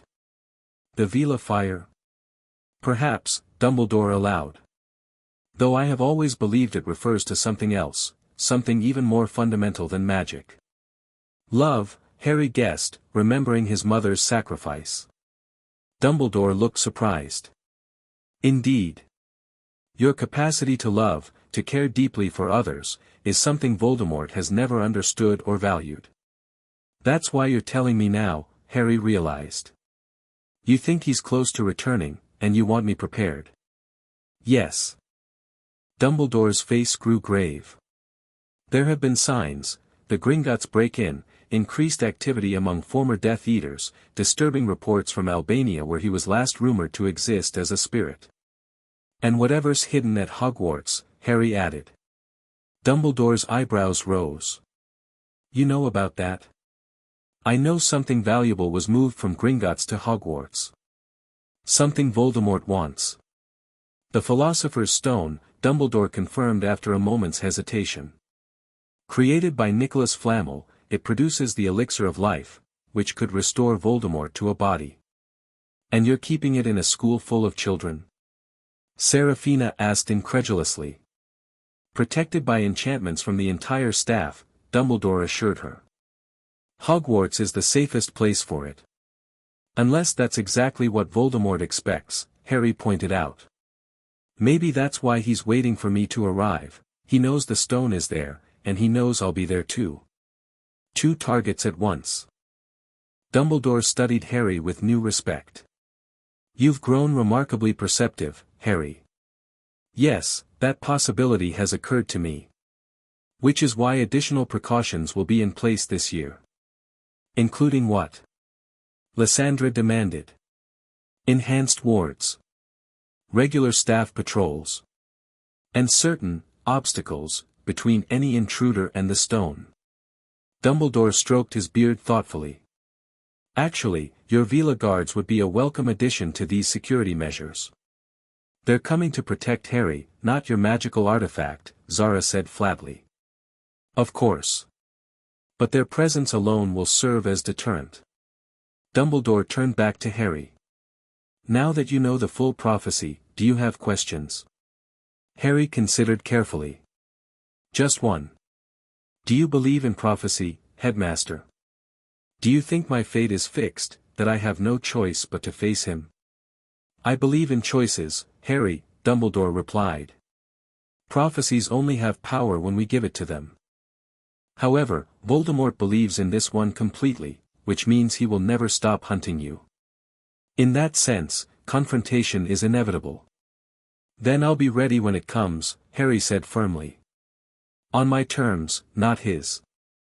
The conversation concluded soon after, with arrangements made for Harry to visit Hogwarts before term began to familiarize himself with the castle and establish security protocols. As Dumbledore departed, Sirius slipped into the antechamber. Everything all right? You missed cutting the ceremonial cake. Dumbledore told me the full prophecy, Harry explained. And confirmed the Philosopher's Stone is at Hogwarts. Sirius whistled. Busy conversation. What's the plan? We prepare, Lysandra answered. The coronation magic will help protect Harry's mind from Voldemort's influence. We'll intensify his occlumency training before he leaves for Hogwarts. And we'll coordinate with trusted allies in Britain to monitor Death Eater activity. Speaking of allies, Harry said, remembering Narcissa's decision, I think it's time to speak with Draco and his mother. Draco and Narcissa had attended the coronation as honored guests, though Lucius had, regrettably, been called away on ministry business, a transparent excuse that fooled no one. Harry found them in a quiet corner of the great hall, Draco looking uncomfortable in formal robes while his mother maintained her perfect poise. Your Highness, Narcissa greeted him with a proper curtsy, using his title publicly for the first time.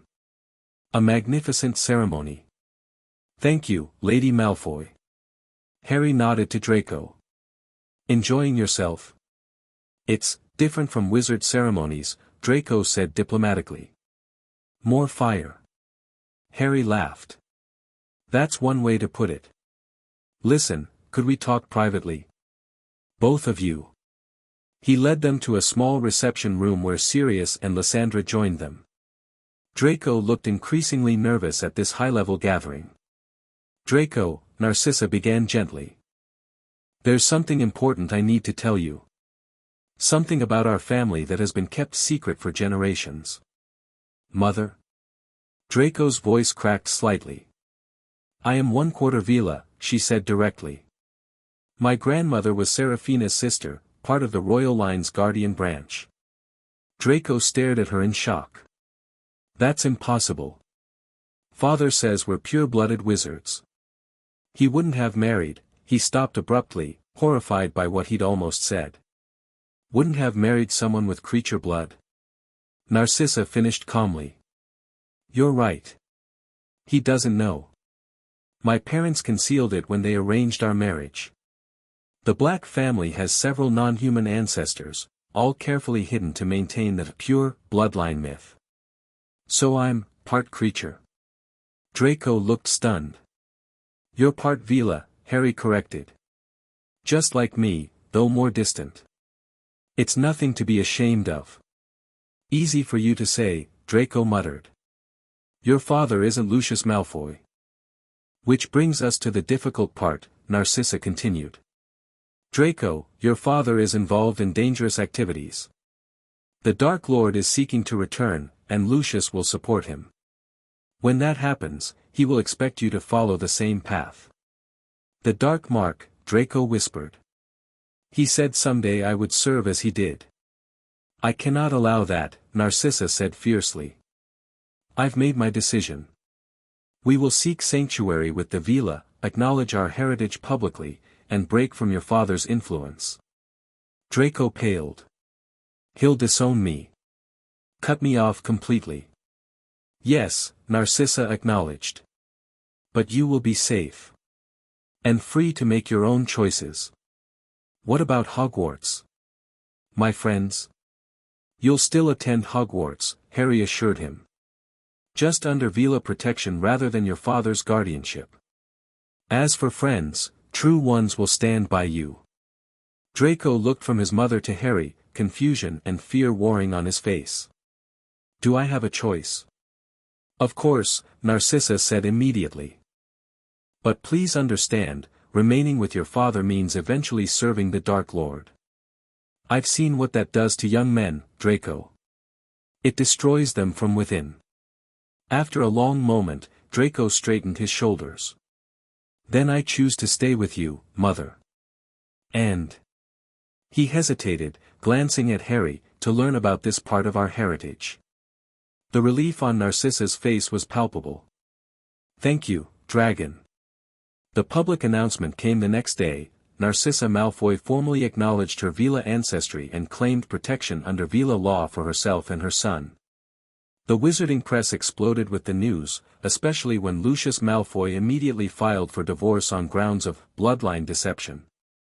He's furious, Narcissa reported after receiving messages from her contacts in Britain. But also calculating.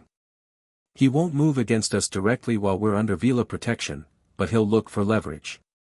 Let him try, Sirius growled.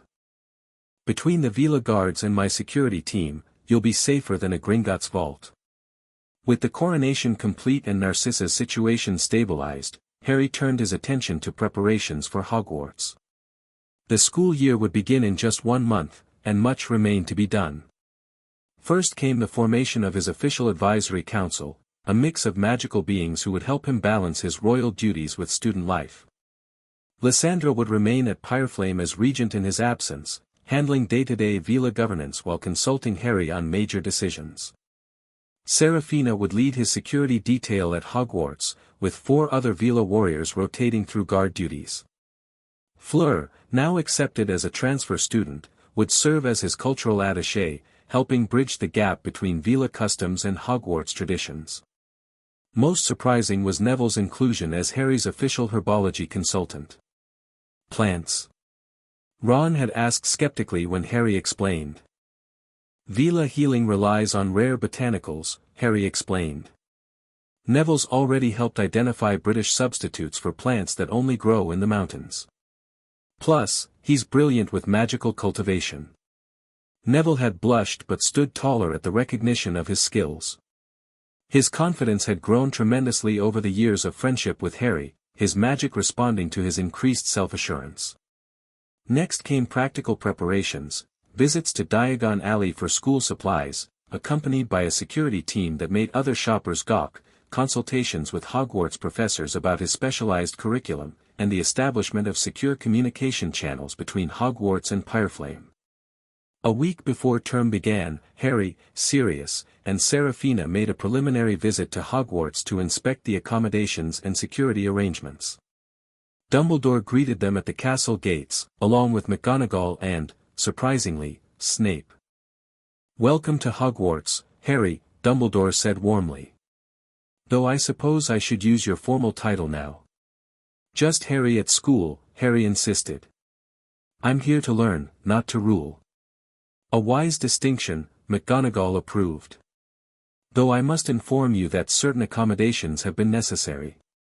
Your security detail will have quarters adjacent to whichever house you're sorted into, and a private workspace has been established for your continued Veela training." "I appreciate that, Professor." Harry looked up at the castle with a mix of excitement and trepidation. "It's even more impressive than Sirius described." "Just wait until you see the inside," Sirius grinned. "Though they've probably removed all evidence of the Marauders' more spectacular pranks. Some scorch marks on the third-floor ceiling proved resistant to magical removal," McGonagall said dryly. "I assume you had something to do with those, Black."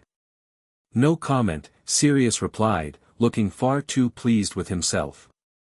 Snape, who had remained silent, finally spoke. "The headmaster mentioned you wished to hear about your mother," he said abruptly. "I have prepared some photographs and notes. From our childhood." He handed Harry a small package, carefully wrapped. Harry accepted it with surprise. "Thank you, Professor.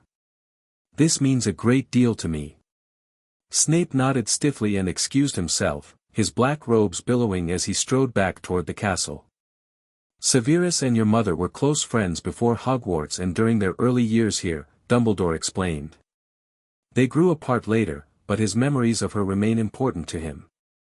The tour of the castle included not only the standard locations like the Great Hall and classrooms, but also the security measures protecting the Philosopher's Stone.